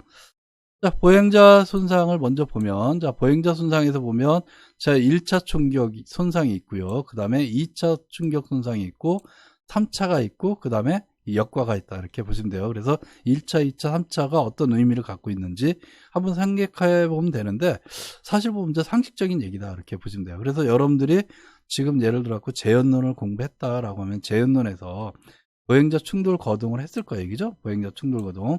거기에 그림들이 있고 할 텐데, 미리 여러분들이 공부를 하신 분들은 자, 요거 같이 연관시켜서 이렇게 생각하시면 될 것 같아요. 그죠? 그래서 거기에 보면 레프트 트래젝토리, 포워드, 그 다음에 펜더, 그 다음에 루프, 그 서머솔트, 이 다섯 개의 어떤 이 보행자 충돌 거동이 있다. 이렇게 보시면 돼요. 그죠? 자, 랩은 감싸다. 우리가 랩이라고 용어 많이 쓰잖아요. 그죠? 그 음식 반찬이나 예를 들어서 뭐 이런 거, 어떤 용기를 갖다가 밀폐시킬 때 랩을 이렇게 감싸잖아요. 그죠? 그 랩을 의미한다. 그래서 이 본넷이나 이런 거를 사람 몸으로 마치 감싸듯이 나타난 현상. 그러면서 다시 또 앞으로 튕겨 나가서 트래젝토리니까 튕겨 나가서 이 노면에 충격하는 그런 현상, 노면에 충격이 다시 미끄러지는 그런 손상들을 이제 우리가 생각할 수 있을 텐데, 자, 그때 여러분들이 생각할 수 있는 범위다. 이렇게 볼 수 있어요. 즉, 뭐냐면 1차 충격 손상이라는 건 차체의 외부 구조에서 처음으로 충격되는 손상. 내가 만약에 서 있다라고 하면 승용차 같은 경우는 어떻게 돼요? 내가 서 있을 때 보통 이 무릎 정도 높이 본네트 그 밑에, 그러니까 범퍼 부분이 가장 돌출되어 있기 때문에 범퍼 부분이 사실 무릎보다 조금 아래쪽에 이렇게 많이 그 위치가 돼 있겠죠. 그죠? 높이가 돼 있었는데, 자, 범퍼에 1차적으로 먼저 충돌한다. 이렇게 볼 수 있겠죠. 그죠? 그러면 1차적으로 범퍼에 충격될 때 발생하는 걸 1차 충격 손상이다. 이렇게 볼 수 있고요. 네. 일반적으로는 그 범퍼에 충격이 많이 되는데, 만약에 횡적으로도 충격할 수 있어요. 그래서 반드시 이 범퍼하고 충돌하는 건 아니지만, 이 일반적으로 그 차량이 지나가면서 충격하기 때문에 범퍼 부분에 충격을 많이 당한다. 이렇게 볼 수 있고요. 그 다음에 높이나 이런 것들은 성인하고 어린이하고 당연히 틀려지겠죠. 그죠? 똑같은 위치가 아니다. 그러니까 어린이는 작기 때문에 어린이 같은 경우는 약간 좀 하다못해 허리나 상반신까지 높이 올라갈 수 있다. 이렇게 볼 수 있고요. 자, 2차 충격 손상이다라는 건 1차 충격이 가해지면 2차적으로 사람은 어떻게 돼? 성인 같은 경우는 본넷 위로 올라와서 어떤 유리나 이런 부분, 전면 유리창에 꽉 머리를 찌울 수가 있겠죠. 그죠? 예. 자, 그런 거를 우리가 2차 충격 손상이다라고 얘기를 해요. 그런 부분은 2차 충격 손상이다. 이렇게 얘기를 하고요. 자, 그 다음에 2차 충격 손상 된 다음에 그대로 있는 건 아니죠. 다시 어떻게 돼요? 이 사람이 유리에 꽉 부닥쳐갖고, 자, 차 속도가 있고 하니까 어떻게 돼요? 차 이제 속도가 있고, 만약에 차가 가다가 브레이크를 잡게 되면 앞으로 사람 슝 날아가겠죠? 그죠? 예, 그런 현상들. 자, 그런 거를 우리가 그러니까 앞으로 날아가서 돌에 꽝 충돌했을 때 받는 손상. 자, 요거를 우리가 전도 손상이다라고 얘기를 하는 거예요. 전도 손상. 그래서 차와 충돌한 후에 바닥에 떨어지며 발생하는 손상을 의미한다. 이렇게 볼 수 있어요. 그죠? 자, 전도 손상에서 좀 가장 안 좋은 경우가 이제 이 두부 손상 내지는 이제 둔부 손상이다. 이렇게 볼 수 있고요. 자, 두부 손상이 발생하게 되면 예를 들어 갖고 뇌에 문제가 생기게 되면 아무래도 좀 이 상처가 좀 크다고 볼 수 있겠죠. 그죠? 상해 손상 정도가 좀 크다. 이렇게 볼 수 있고요. 자, 그 다음에 미끄러지면서 마찰 손상도 발생한다. 이렇게 보시면 되고, 그래서 두부 손상과 둔부 손상이 노면에 발생되는 이 충격 손상은 그 1차, 2차, 3차, 4차 이렇게 있다 그러면 3차가 되겠죠. 그죠? 자, 그 다음에 4차 충격 손상 내지는 역과라고 우리가 얘기를 해요. 역과라는 것, 사람이 이제 넘어져서 이미 충격을 해갖고 바닥에 지금 누워져 있을 거 아니에요. 그죠?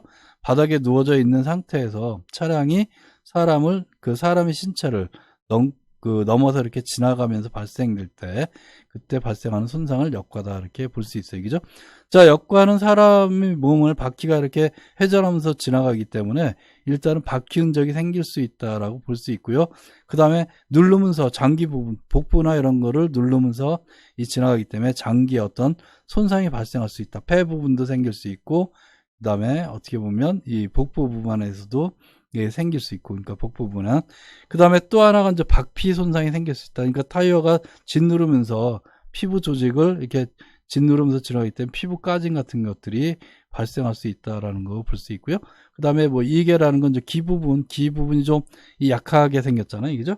이 부분을 이렇게 밟고, 그러니까 타이어가 짓누르면서 지나가게 되면 귀가 좀 떨어져 나가는, 그죠? 피부 조직이 벗겨지거나 떨어져 나가는 그런 손상이 발생할 수 있다. 그렇게 보시면 될 것 같아요.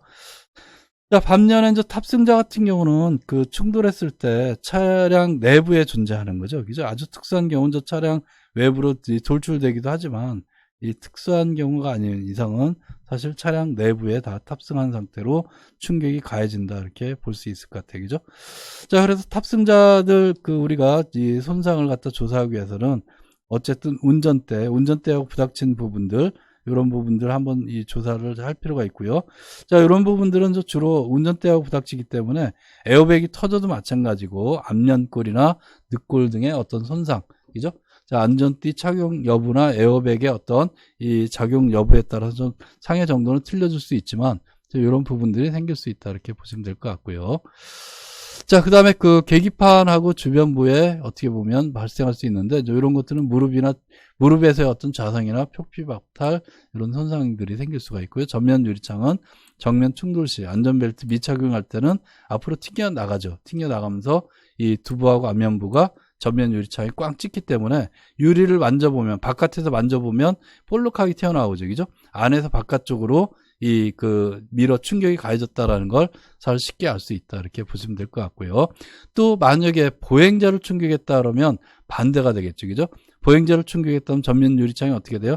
보행자는 바깥에서 충돌해갖고 차량 내부 쪽으로 이렇게 충격을 가하기 때문에 전면 유리창에 충격받은 부분 보면 안쪽으로 볼록한 그런 현상을 보인다. 이렇게 볼 수 있겠죠. 그죠?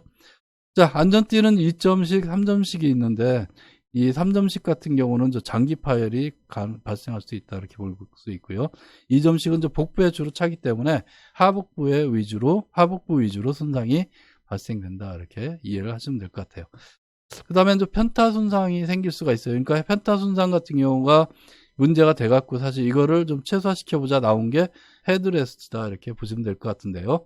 자, 편타라는 의미가 채찍이 흔들리는 것과 같은 모양으로 경부가 흔들리는 그런 현상을 우리가 이 편타라고 얘기를 하죠. 그죠? 그래서 이 편타라는 용어를 붙인 건데, 예. 자, 충돌에서 주로 이 목의 굴곡으로 발생하는 거다. 그러니까 추돌당했을 때 목이 뒤로, 그러니까 목 부분을 경계해서 이게 머리 부분이 흔들리는 현상들. 그죠? 예, 그렇게 생각할 수 있고요. 자, 이런 부분에서 생기기 때문에 경추 염좌가 발생한다. 이렇게 볼 수 있고요. 그래서 사고 났을 때 보통 목을 잡고 나오시는 이유가 이 편타 손상이 작용했기 때문에 가능한 얘기다. 이렇게 볼 수 있을 것 같아요. 자, 그 다음에 기타적으로는 전도하고 역과 손상이 생길 수 있다. 전도 시에 차의 방출 과정에서 손상이 생길 수가 있고, 차에 또 방출된 과정에서 다른 차에 의해서 또 사람이 바퀴가 타고 지나갔다라고 하면 역과 손상이 생기게 되겠죠. 그죠? 자, 마찬가지로 전복 손상이 생길 수 있어요. 전복 손상은 이 차 자체가 측면에 한번 이렇게 누워있다 그러면 우리가 전도라는 얘기를 쓸 수 있는데, 전복은 구르는 거죠. 구르는 거. 그죠? 그래서 차량에 전복되면 지붕 등의 어떤 파손이 발생할 수 있는데, 파손 발생하면 이 내부가 우그러졌다는 얘기잖아요. 그죠? 내부의 어떤 우그러진 부분에서 이 2차적인 충돌이 발생하게 되면 상해가 발생하겠죠. 그죠? 네. 자, 또 때로는 화재로 화상, 유독가스에 노출돼 갖고 장기 손상들이 전목사고에서도 발생할 수 있다. 이렇게 볼 수 있을 것 같아요. 그 다음에 탑승자 상해에서 어떻게 보면 이 상해 정도를 AIS 코드로 이렇게 분류를 했는데요. 1에서 9까지 있습니다. 사실. 근데 여러분들이 반드시 알아야 될 게 1359 정도는 여러분들이 이해할 필요가 있다. 이렇게 보시면 되고요. 상해도가 낮을수록, 그러니까 이 숫자가 낮을수록 낮은 값일수록 상해가 가볍고 그 상해를 위한 특별한 대책이 필요 없을 때부터 경증부터 이렇게 낮은 숫자를 의미한다. 그러니까 그 상해 정도가 클수록 숫자가 높다 이렇게 보시면 돼요. 그래서 일은 사실 굉장히 좀 그 가벼운 상처, 특별한 뭐 이렇게 안 해도, 그러니까 그냥 괜찮아요 집에 갈게요 하고서 갈 수 있는 정도, 그런 정도를 얘기할 수 있고요. 이 3 정도는 생명의 위협은 적지만 상해 자체가 충분히 충분한 치료를 필요로 할 때 발생한 정도다 이렇게 볼 수 있고요. 자, 상해 5 정도만 되면 의학적 치료의 범위를 넘어서 구명의 가능성이 불확실할 때, 그러니까 뭐 식물은 인간 형태로 된다든지 충격 정도가 워낙 커서 이게 살 수 있을까 뭐 이렇게 걱정되는 정도, 그게 이제 이 상해도 5에 속한다 이렇게 보면 돼요. 그래서 그 5가 이 정도 되니까 사실 7, 8, 9 정도는 어떻게 보면 이 굉장히 좀 이 사망에 이른 그런 상황이다 이렇게 볼 수 있고요. 자, 상해도 9는 우리가 이 사망 그런 걸 떠나서 7, 8은 저 사망 쪽이라고 보시면 되고, 상해도 9는 원인 및 증상을 자세히 알 수 없어 분류가 불가능할 때, 그러니까 분류가 불가능할 때는 이 9로 둔다. 그래서 이건 알기 쉽게 기타다 이렇게 이해를 하시면 돼요. 기타. 그죠? 기타. 그래서 7, 8 이런 거는 이 명확하게 뭐 사망 이렇게 얘기할 수 있지만, 이 9는 어떻게 보면 사망의 끝이 아니라, 끝판왕이 아니라 기타 분류일 때는 9로 뒀다 이렇게 보시면 될 것 같아요. 그래서 어떻게 보면 자동차 사고에서 이 탑승자까지 한번 먼저 본 거고요. 그 다음에 이제 우리가 인적 조사 부분에서는 하나 더 이제 살펴볼 게 뭐가 있냐면 인간공학 측면이 하나 있는데요. 인간공학 측면은 사실 어떤 신체에 관한 거 있죠. 운전자의 어떤 신체적 상황을 얘기하는 건데, 첫 번째로 여기서 제가 좀 중요시 보는 게 운전자의 반응, 인지 반응 시간을 이제 둔 거다 이렇게 볼 수 있고요. 자, 운전자의 인지 반응은 사실 사람마다 다 틀리는데, 사실 보면 그것도 연령하고 약간 좀 이 어떤 집단마다 좀 틀릴 수가 있어요. 그죠? 그래서 인지 반응이라는 건 인지하고 확인하고 판단하고 반응하는 이런 이 4단계에 걸쳐서 우리가 그 4단계에 걸쳐서 얘기하는 반응 관계를 얘기하는 건데요. 일반적으로 그 사고에서는, 긴급 상황에서는 이 인지 반응 시간을 0.7에서 1.0초를 줍니다. 근데 이제 우리가 연구를 해서 보면 아주 짧게는 인지 반응 시간이 굉장히 빠른, 그 반응 시간이 빠른 사람들은 0.5초 정도에서도 그 인지 반응 시간이 완료된다 이렇게 볼 수 있고요. 그 다음에 또 경우에 따라서는 1.5초까지 늘어지는 경우가 있다. 그러면 예를 들어 갖고 사고 시에는 긴급한 상황에서는 우리가 0.7에서 1.0초를 두는데, 그러니까 도로의 안전 설계에서는 어떻게 되느냐, 그때는 보통 1.5초에서 2.5초 정도를 두고 있다 이렇게 참고적으로 이해를 하시면 될 것 같아요. 그 다음에 운전자 시야는 사실 보면 우리가 운전하다 보면 속도가 높으면 높을수록 어떻게 돼요? 시야가 굉장히 많이 들어오는 게 아니죠. 시야가 굉장히 좁게 들어오는 거죠. 그래서 운전 시야는 속도가 높을수록 비례해서 좁아진다 이렇게 보시면 될 거고요. 그러니까 정지했을 때가 우리가 180도 정도로 보는데, 속도가 굉장히 빠르면 10도, 20도 미만으로 많이 보게 된다 이렇게 보시면 될 것 같아요. 그 다음에 이제 명수능, 암수능이 있는데, 요거는 여러분들이 읽어보시면 아는데, 여러분들이 하나만 잘 기억하시면 될 것 같아요. 그죠? 자, 어두운 곳에 있다가 밝은 곳으로 순식간에 나오면 당연히 어떻게 보면 시력저하 현상이 생기잖아요. 그죠? 눈부시다 이렇게 얘기하잖아요. 그죠? 눈부시다 이렇게 표현하는데, 자, 어쨌든 어두운 곳에 있다가 밝은 곳에서 반응을 하는 거죠. 밝은 곳에서 시력저하가 발생했다. 이거를 우리는 그 명수능이다라고 해요. 밝은 곳, 밝을 명자 쓰는 거잖아요. 그죠? 밝은 곳에서 어떻게 보면 반응을 했다. 그걸 우리가 명수능이다 이렇게 얘기할 수 있고요. 그 다음 명수능의 어떤 상반어 개념적으로 암수능이라는 게 있죠. 암수능. 그죠? 암수능이니까 어두람자 써서 어떻게 돼요? 어두운 곳에서 반응했다. 그러니까 밝은 곳에 있다가 어두운 곳에 들어간 거. 그러니까 환한 곳에 있다가 극장 안쪽으로 들어갔어요. 그러면 순간적으로 깜깜하니까 어떻게 돼요? 순간적으로 앞이 안 보이죠. 그죠? 어두운 곳으로 갑자기 들어가면 안 보여요. 그죠? 터널 밖에 환한 곳에 있다가 갑자기 어두컴컴한 터널 안쪽으로 들어갔는지, 이럴 때는 이 시력저하가 생긴다. 이렇게 볼 수 있을 것 같아요. 그래서 명수능과 암수능 잘 기억해 둘 필요가 있고요. 자, 또 하나는 현혹 현상이 생길 수 있어요. 현혹은 우리가 야간 운전 중에 이 차량이 어떤 교대로 교행 차량이 있을 거 아니죠? 이 차량이 마주 보면서 올 때는 이 차량 전조등 불빛에 의해서 순간적으로 그 환한 불빛 때문에 시력을 잃게 돼요. 그러면 어떻게 보면 도로에 어떤 중앙선 쪽에 사람이 있다 그러면 그 사람을 이제 못 놓치게 되는 그런 현상이 생길 수 있는데, 그런 현상을 우리가 현혹 현상이다 이렇게 얘기를 한다는 거죠. 그죠? 네. 차량 조사로 넘어갈게요. 차량 조사에서는 시험 출제 빈도수가 제일 높은 부분이 구조와 용어에 관련된 것 같아요. 그죠? 그래서 첫 번째로 이제 볼 수 있는 게 치수의 정의다. 치수라는 건 자동차의 어떤 재원에 관련된 거죠. 그래서 재원표나 이런 거 보면 우리가 용어들이 나오는데, 자, 첫 번째로 생각할 수 있는 게 전장. 그죠? 전장이라는 게 말 그대로 자동차 전체의 길이.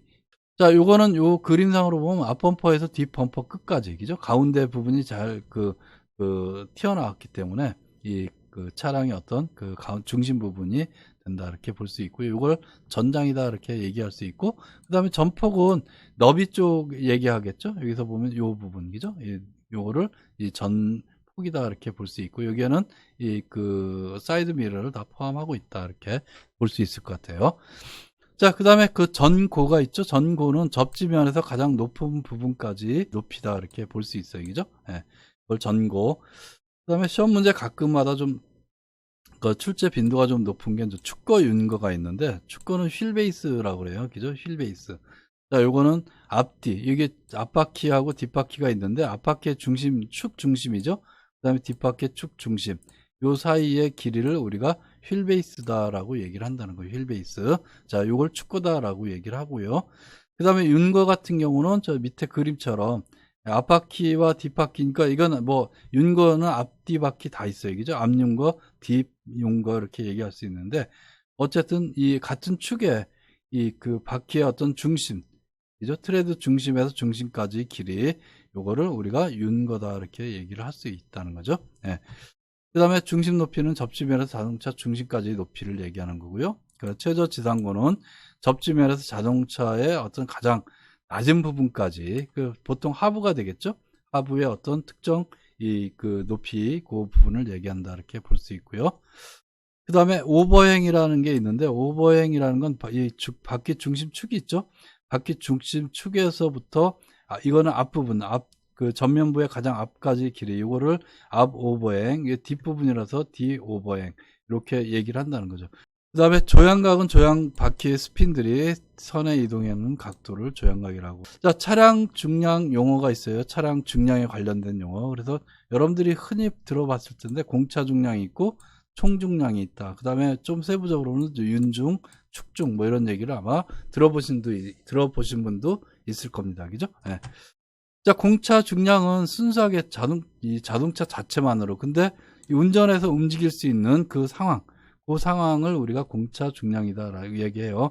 그래서 여기에는 이 자동차를 바로 움직일 수 있게끔 연료가 포함됐을 거고, 그 다음에 냉각수나 윤활유 이런 것들이 가득 채운 상태로 있다 이렇게 보시면 되고요. 그 다음에 운전자 예비 타이어, 예비 부품 공구, 기타 부품은 제외한 상태다 이렇게 볼 수 있어요. 그래서 여기서 보면 연료와 냉각수, 윤활유 등 요거는 가득 채운 상태이고, 나머지 부분들, 운전자와 다른 부분들, 이런 것들은 제외한 상태다 이렇게 볼 수 있을 것 같아요. 그 다음에 총중량이 있죠. 최대 적재 상태인 최대 승차 인원과 최대 적재량을 전제로 한 중량이다 이렇게 볼 수 있어요. 그래서 총중량 하면 만차 상태, 그 다음에 사람도 다 탄 상태를 의미한다 이렇게 보시면 될 것 같고요.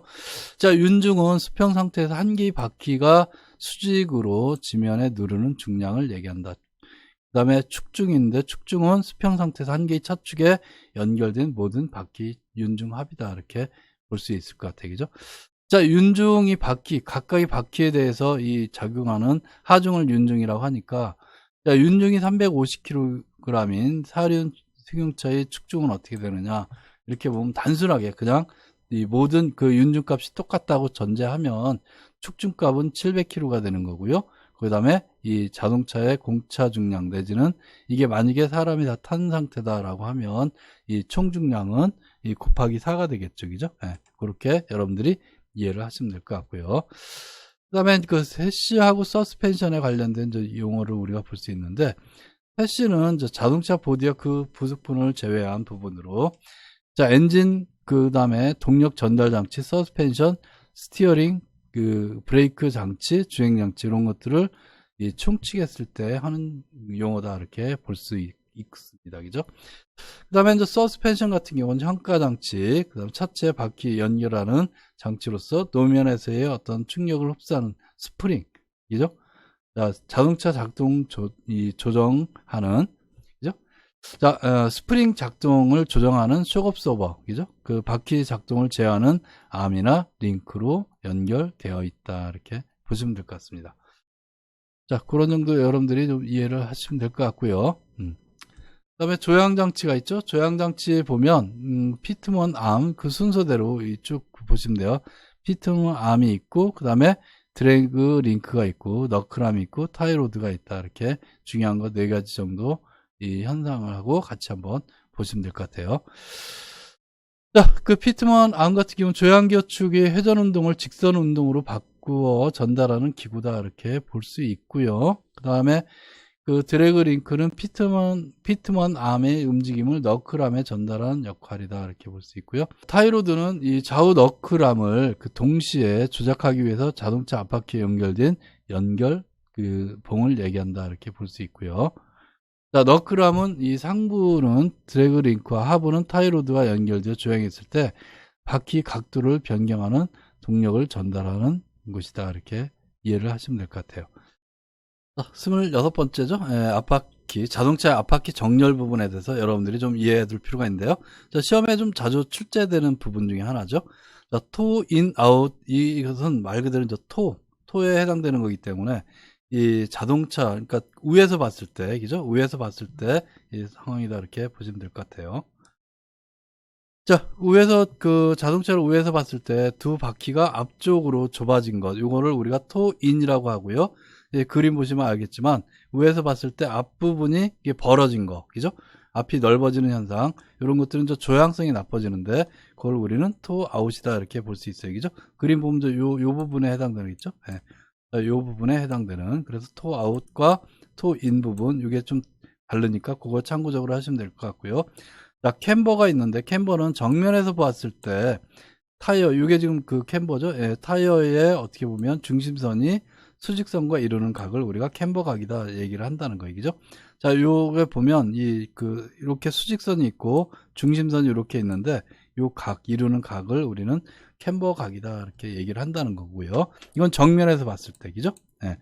그 다음에 캐스터가 있죠. 캐스터는 저 측면에서 봤을 때 이렇게 이해를 하시면 될 것 같아요. 이게 저 캐스터 각인데 일종의. 자, 측면에 봤을 때 이게 이렇게 수직돼야 되는데 바퀴 중심축 자체가 이렇게 돼야 되는데 이걸 축을 이렇게 삐딱하게 약간 각도를 있게 줬다는 거죠. 그죠? 예. 자, 요거는 저 어떻게 보면 운전 중에 핸들 조작을 쉽게 하기 위해서. 그죠? 예, 선해시 핸들에 어떤 복원력이 발생하기 때문에 이 캐스터 각을 둔다. 이렇게 보시면 될 것 같아요. 네, 그 다음에 그 차체 진동 운동 현상이 있는데, 자, 여기서 제가 6개를 제가 뽑았어요. 그죠? 예, 물론 여기다가 뭐 트램프도 있고, 예를 들어서 이게 그러니까 심이라고 그러죠? 심이도 있고, 뭐 이렇게 얘기할 수 있는데, 자, 요런 정도만 여러분들이 이해하셔도 될 것 같아요. 예. 자, 기본 운동이 사실 보면 요잉, 여기서 보면 저 기본적으로 잘 봐보세요. 이 Z축에서 이렇게 회전하고자 하는 거, 그걸 요잉, 그 다음에 X축 같은 경우는 자, 여기 X축은 롤링이죠. 그죠? 롤링. 그 다음에 Y축은 피칭. 그죠? 피칭. 자, 롤링, 이렇게 그 좌우로 이렇게 하는 걸 우리가 롤링이라고, 피칭은 배 앞부분과 뒷부분이 쿨렁쿨렁 하는 걸 피칭이다. 이렇게 얘기하는 거고요. 자, 이게 어떻게 보면 가장 기본적인 3대 운동이고요. 자, 여기서 이제 통째로 이렇게 이 회전 요소보다는 통째로 앞뒤로 이렇게 관계하는 거, 그 운동하는 거, 그거를 우리가 이 X축 같은 경우는 서징. 그죠? 자, Y축 같은 경우는 러칭, 그 다음에 Z축 같은 경우는 바운싱, 예, 이런 용어를 쓴다라고 볼 수 있어요. 그죠? 그래서 이런 정도는 여러분들이 잘 이해를 해둘 필요가 있다. 이렇게 보시면 될 것 같고요. 그 다음에 차량 운동 현상을 쭉 한번 볼 수 있는데요. 차량 운동 현상 보면 이제 일단은 이 스티어링의 어떤 현상들인데, 스티어링의 현상은 언더가 있고 오버가 있죠. 그죠? 예, 언더가 있고 오버가 있어요. 그죠? 그래서 언더 스티어링은 자, 여러분들이 쉽게 생각하면 스티어링 조작이 좀 부족한 듯한 현상이다. 이렇게 볼 수 있어요. 그죠? 언더 스티어링이니까, 그죠? 뭔가 이렇게 덜 된 거. 그래서 스티어링 조작이 덜 됐으니까 어떻게 돼요? 이 차량이 선회 운동할 때 그 핸들을 좀 들들렸기 때문에 어떻게 돼요? 이게 아무래도 어떤 현상이 생기죠? 조금 그 원래 그 의도했던 것보다 이 선의 반지름 자체가 좀 커지겠죠, 그죠? 핸들을 들돌렸으니까, 그죠?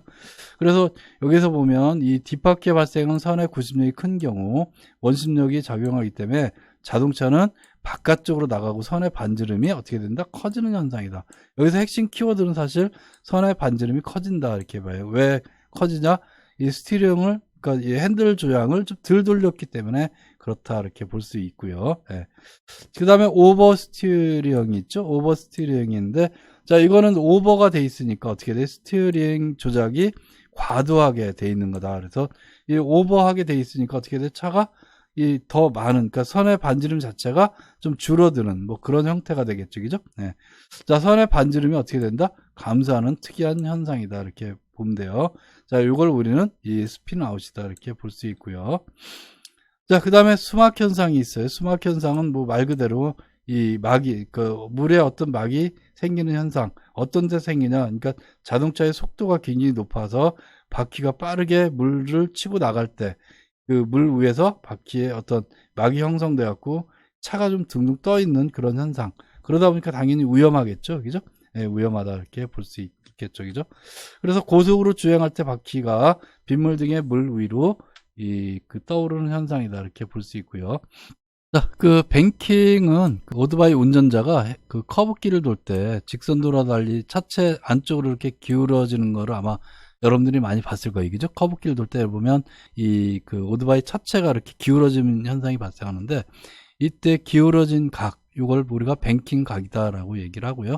그런 기울어짐 현상을 우리는 뱅킹이다라고 얘기를 한다는 거죠. 그죠? 스탠딩 웨이브가 있죠? 스탠딩 웨이브는 저 타이어에 사실 관련된 얘기인데, 타이어 공기압이 낮은 상태에서 자동차가 고속으로 달릴 때 일정 속도 이상이 되면 타이어 접지 부위 바로 뒷부분이 부풀어서 물결처럼 이렇게 주름이 접히는 현상이 발생하는데, 이때 현상을 우리가 스탠딩 웨이브다 이렇게 얘기를 할 수 있어요. 그죠?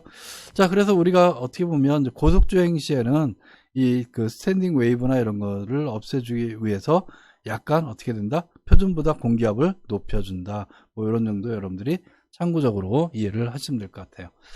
자, 그 다음에 내륜차, 외륜차가 있죠? 예, 내륜차, 외륜차라는 거는 어떻게 보면 이 앞바퀴와 뒷바퀴의 어떤 이 그 간격, 그걸 휠베이스라고 우리가 얘기했었잖아요. 그죠? 휠베이스가 클수록 이런 차가 크다. 그러니까 차량이 회전할 때 앞바퀴가 그리는 궤적과 뒷바퀴 그리는 궤적 차가 클 때 우리는 내륜차. 만약에 이게 내륜차가 후진으로 해서 발생한다. 그거를 우리는 외쪽에 발생하기 때문에 외륜차 이렇게 얘기를 하는 거예요. 그죠? 자, 회전 반경, 그러니까 선의 반경의 안쪽에 위치한 바퀴. 자, 요 바퀴의 앞바퀴와 뒷바퀴 주행 궤적 차이로 뒷바퀴 선의 반경이 앞바퀴의 선의 반경보다 작게 나타나며 축구가 길수록 회전 각도가 클수록 그 차이가 커진다. 이렇게 볼 수 있을 것 같고요. 자, 그 다음에 잭라이프 있죠? 잭라이프는 저 트랙터와 트레일러가 연결되어 있는데, 근데 저 제동을 하게 되면 둘 중에 하나만 듣게 된다는 거죠. 브레이크가 좀 강하게 빠르게 듣는 거예요. 근데 브레이크 차이도 있고 뭔가 비정상적으로 작동하게 되면, 자, 트랙터와 트레일러가 접히는 현상이 생겨납니다. 접히는 현상이 생겨나는데, 이런 현상을 마치 그 이 칼 자체가 접히는, 그죠? 예, 접히는 그런 현상이다라고 해서 그런 그 칼을 우리가 잭라이프라고 하죠. 그죠? 그래서 잭라이프 현상이다. 이렇게 얘기를 한다는 거죠. 자, 그 다음에 크리프가 있어요. 크리프라는 건 우리가 이 자동 그 변속기 차량에서 생기는 건데, 수동 그 매뉴얼 차에서는 생기지 않습니다. 그죠? 자동 변속기 차량 같은 경우는 D나 R 상태로 걸렸을 때 악셀레이터를 작동하지 않아도 자동차가 천천히 움직이는 현상이 발생하는데, 자, 이런 현상을 우리가 뭐라고 한다? 크리프 현상이다라고 얘기를 한다는 거예요. 크리프 현상. 자, 그 다음에 최소 회전 반지름이 있죠? 최소 회전 반지름은, 자, 최대 조향각으로 선의 운동을 해요. 자, 그랬을 때 바깥쪽 앞바퀴 접지면 중심이 그리는 반지름을 우리가 최소 회전 반경이다. 이렇게 얘기를 해요. 그죠? 예. 자, 우회전 시 좌측 앞바퀴 회전 반지름이다. 이렇게 볼 수 있고요. 도료 설계 시 기준이 있는데요. 소형 자동차는 7.0m, 7m고요. 그 다음에 대형 자동차와 세미 트레일러는 똑같습니다. 대형차와 대형 자동차와 세미 트레일러는 똑같은데 12m를 기준하고 있다. 이렇게 보시면 될 것 같고요. 자, 그 다음에 제동장치와 관련된 용어들이 있죠. 제동장치니까 브레이크와 관련된 용어인데, 이제 베이퍼록이 있어요. 베이퍼록. 예, 베이퍼가 이 일종의 진공 상태를 얘기하는 거죠. 예. 자, 긴 구간 내지는 정체 구간에서 브레이크의 잦은 사용으로 브레이크 오일이 가열되겠죠. 잦게 이렇게 사용하면 오일이 가열될 텐데, 오일에 어떤 공기층이 생기면서 이 제동 효과가 이제 저하된다는 거예요. 그죠? 예. 공기층이 생기면서 어떻게 보면, 그러니까 이 제동 효과가 저하되는 이 현상을 우리는 베이퍼록이다 이렇게 얘기를 할 수 있고요. 그다음에 페이드가 있죠. 페이드는 그 내리막 도로 등에서 브레이크 페달을 장시간 사용할 때, 브레이크 라이닝 또는 디스크가 마찰열로 인해 과열돼서 제동 효과가 떨어질 때, 이때 우리가 뭐라고 한다? 페이드 현상이다 이렇게 얘기를 한다는 거예요. 그죠?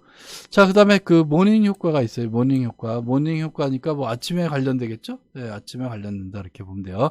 자, 습기가 많은 지역의 실내에 주차한 차량에서 브레이크 드럼이나 또 디스크에 이 스며든 습기로 인해서 그 얼어붙거나 녹이 발생한 상태, 이때 아침에 그 제동을 하게 되면 정상적으로 작동하지 못하고 더 빨리 작동할 수도 있어요. 그 다음에 그 타이어 트레드 패턴이 있죠. 예, 타이어 트레드 패턴은 크게 보면 4종류가 있다 이렇게 보시면 됩니다. 그래서 첫 번째로는 리브형이 있고요. 리브형은 트레드 패턴이 원주 방향과 같다. 그 트레드 패턴이 바퀴 회전 중심 방향으로 그대로 일정하게 발생돼 있다 이렇게 볼 수 있고요. 자, 이런 이 타이어의 특징은 회전 저항이 적고 좌우 미끌림이 없어 조정 안정성이 뛰어나다 이렇게 볼 수 있고요. 또 이 소음도 적어서 승차감도 좋다 이렇게 볼 수 있습니다. 포장 도로에서도 특히 고속주행에 적합하다 이렇게 볼 수 있을 것 같습니다. 자, 두 번째로 러그형이 있죠. 우리가 조금 전에 살펴본 게 리브형이라고 하면 러그형이 있다. 이거는 트레드 패턴이 그 리브형과 다르게 그 원주 방향과 직각한 형태로 발생되어 있다 이렇게 볼 수 있고요. 제동력과 구동력이 우수하다 이렇게 볼 수 있고요.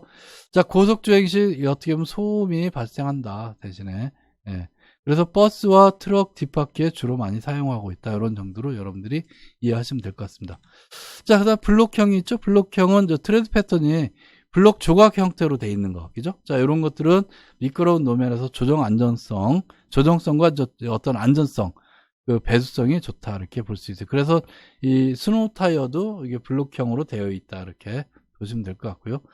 근데 그 일반적으로 보면 그 좀 많이 사용하고 있는 게 그 리브 러그형을 많이 사용하고 있다 이렇게 보시면 되고, 특히 이 버스나 화물차 이런 부분들에서는 많이 사용하고 있다 이렇게 볼 수 있을 것 같아요. 시험 문제 종종 나오니까 여러분들이 이 부분에 대해서도 그 좀 자세하게 잘 알아둘 필요가 있다 이렇게 보시면 돼요.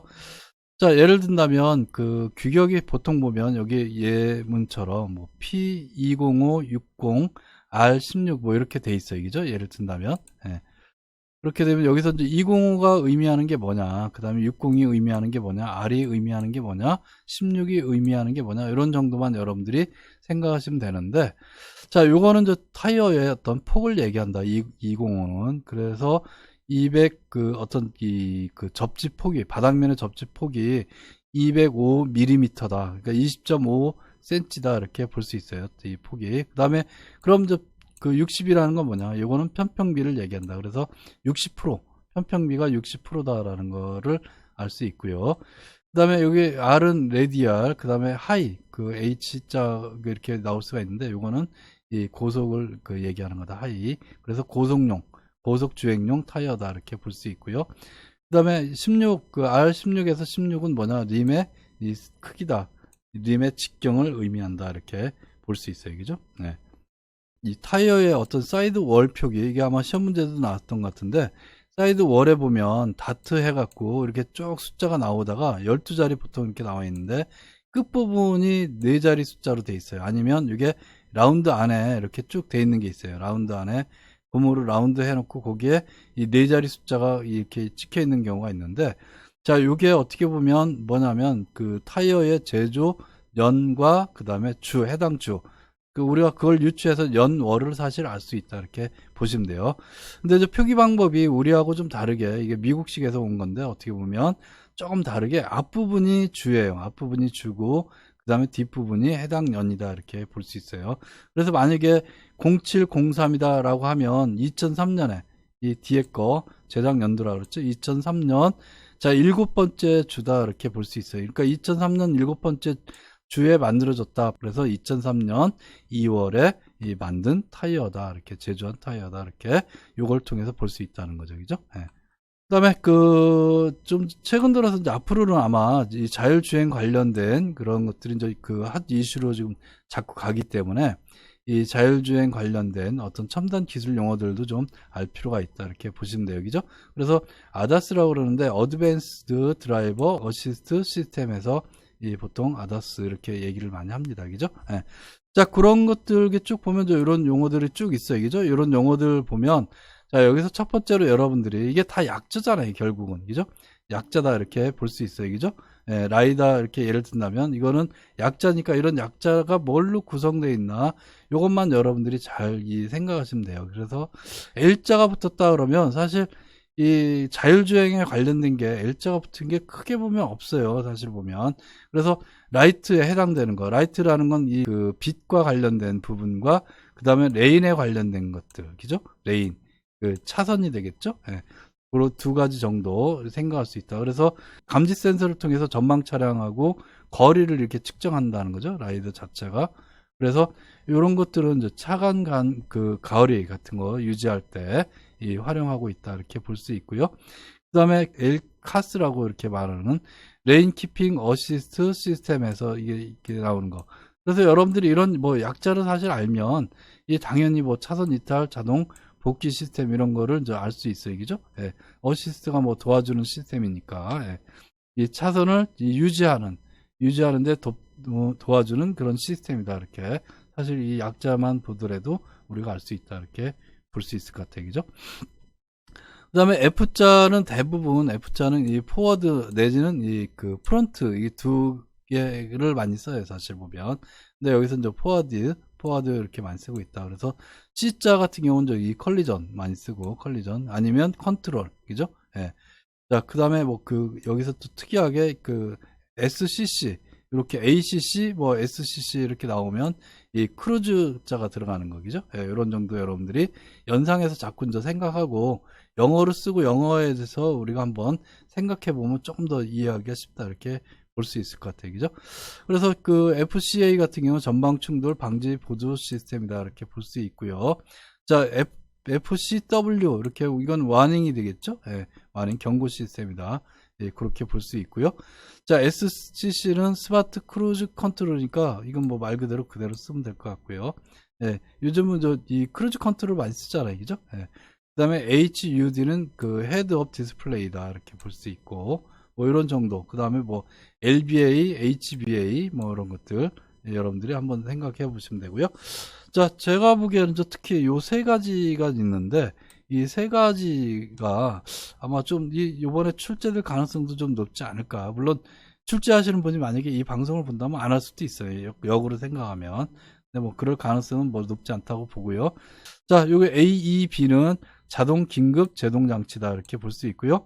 ABSD는 후측방 충돌 회피 지원 시스템이다. 이렇게 볼 수 있고, RCCA는 후방 교차 충돌 방지 보조다. 그러니까 비교적 최근에 기술이니까 요 약자와 더불어서, 그죠? 약자와 더불어서 요 풀 명칭도 한번 여러분들이 잘 이해해 둘 필요가 있다. 이렇게 보시면 될 것 같아요. 그렇게 해서 우리가 이제 자동차까지는 이제 대략적으로 다 용어와 관련된 그런 얘기들은 이제 쭉 다뤘고요. 그 다음에 이제 조사 부분으로 넘어가면, 내부 조사가 있고, 이제 외부 조사가 있겠죠? 그죠? 네. 자, 내부 조사의 의미는 다른 건 없어요. 사실 보면 대부분 이 탑승자가 충돌한 다음에 운동 방향이 설정되고, 거기에 따라서 2차적인 충돌이 발생하고, 또 어떤 탑승자와 또 충돌로 인해서 차량 내부에 어떤 파손 부위들이 생길 수가 있는데, 이제 그런 파손 부위를 통해서 운전자가 누가 했느냐, 누가 운전자냐, 그 다음에 누가 어느 위치에 탔었느냐, 이런 것들을 사실 규명하는데, 그 다음에 왜 이 사람은 이런 상해가 발생했느냐. 이런 것들은 이 규명하는데 좀 많이 도움을 받는다. 이렇게 볼 수 있어요. 그죠? 자, 내부 조사는 그럼 뭘 하느냐. 여기도 뭐 있지만 사실 그 상식적인 얘기예요. 내부에 관련된 것들이죠. 조향 핸들 당연히 내부에 있죠. 조향 핸들 같은 경우는 안전벨트 안 매게 되면 아무래도 이제 이 파손이 많이 발생하겠죠. 아니면 이 조향 핸들하고 또 부닥쳐서 뭐 어떤 이 그 늑골, 그러니까 갈비뼈 같은 게 좀 이 그 부러진다든지 골절이 생긴다든지 뭐 그럴 수 있고요. 그다음에 시트 상태, 시트가 뭐 어느 정도 접혀 있느냐. 자, 그 파손되어 있느냐, 뭐 변형되어 있느냐, 이런 것들. 그 다음에 문짝 내부 패널, 그 다음에 앞유리 손상, 뭐 유리 손상, 그 다음에 차량 내부의 어떤 후부 반사경, 이런 것들이 어느 정도 들어갔느냐. 그, 바꿔 말하면 그 부분하고 이 접촉이 있었다. 이렇게 볼 수 있겠죠. 그죠? 예. 자, 그 다음에 그 계기판이나 대시보드 패널, 이런 부분들이 이제 이 손상이 발생할 수 있겠죠. 예, 기어 변속 장치, 헤드라이너와 필러, 이렇게 볼 수 있고요. 컨비네이션 스위치 같은 경우, 그죠? 예, 페달, 그 다음에 안전띠, 뭐 이런 부분들은 이 내부 조사의 대상이다. 이렇게.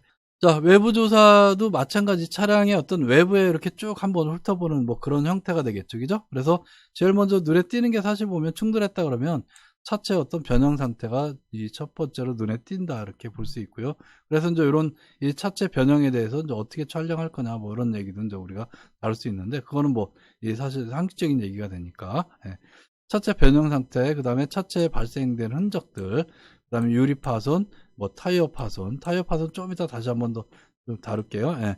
그 다음에 차체 발생된 흔적의 방향, 뭐 이게 사이드 스와프 현상이냐 아니면 흔적 진행 중에 아래쪽으로 숙여지면 상대적 급감성한 거냐, 뭐 이런 현상들을 사실 이 흔적을 통해서 이제 우리가 판단할 수 있다는 얘기가 되겠죠. 예. 자, 그 다음에 그 타이어 쪽에서 보면, 타이어에서 보면 이제 분리, 그죠? 이 뭐가 분리된 거냐? 비정상적인 주행 그 조건이 발생하게 되면 타이어의 발열량이 상당히 많이 발생하게 되는데, 자, 발열이 크게 되면 타이어가 이제 여러 겹겹이 그 어떻게 보면 이 접합돼서 이제 하나의 완성 타이어로 만들어 놨잖아요. 그죠? 그럼 접합된 부분들이 그 분리 현상이 생긴다는 거죠. 그죠? 분리해서 또 한 단계 더 나가면 이 어떻게 보면 이 파열이 될 수도 있고요. 그죠? 예. 자, 그래서 분리와 파열들, 현상들 잘 한번 생각해 보시면 될 것 같고요. 그 다음에 어떤 경우에 따라서 어떤 경우는 이제 보도의 연석이나 도로의 어떤 각진 장애물, 이런 부분들의 숄더하고 사이드 월 부분이 그 플라이 코드가 있는데 그런 코드 부분이 절단돼서 이 타이어에 어떤 파손이 생기는 경우가 있어요. 그죠? 자, 이런 부분은 우리는 이 코드 절단이다. 이렇게 얘기를 하는 거고요. 그 다음에 이제 이런 용어가 좀 다르게 좀 생소한 용어가 치핑이라는 게 있고, 그 다음에 청킹이 있어요. 근데 이게 이제 영어 뜻을 뭐 여러분들이 알면 좀 쉬운데, 만약에 영어 뜻을 직접적으로 내가 영어 단어에 대해서 잘 모른다 그러면 이 타이어의 일부가 비닐 모양으로 찢겨 떨어져 나오는 현상을 우리가 치핑이라고 하고요. 그 다음에 청킹은 타이어의 고무, 그죠? 고무의 일부가 떨어져 나가는 현상을 이 청킹이다 이렇게 보면 돼요. 그죠? 자, 찢겨 떨어져 나가거나 아니면 뜯겨서 떨어져 나가는데 그 대상이 뭐냐 이렇게 보면 요거는 저 비닐 모양으로 찢겨 떨어져 나간다는 거고, 치핑은, 청킹은 이 고무의 일부가 뜯겨져서 나간다는 거. 그죠? 예, 그런 정도. 그 다음에 이 외에도 뭐 비둑 폭발, 균열 이런 것들이 존재한다 이렇게 보시면 될 것 같습니다. 그 다음에 외부 조사에서 이제 사실 보면 그 램프 조사를 이제 하는 경우가 있는데, 사실 LED 같은 경우는 별도로 하기가 좀 어려운 부분이 있어요. 그죠? 예.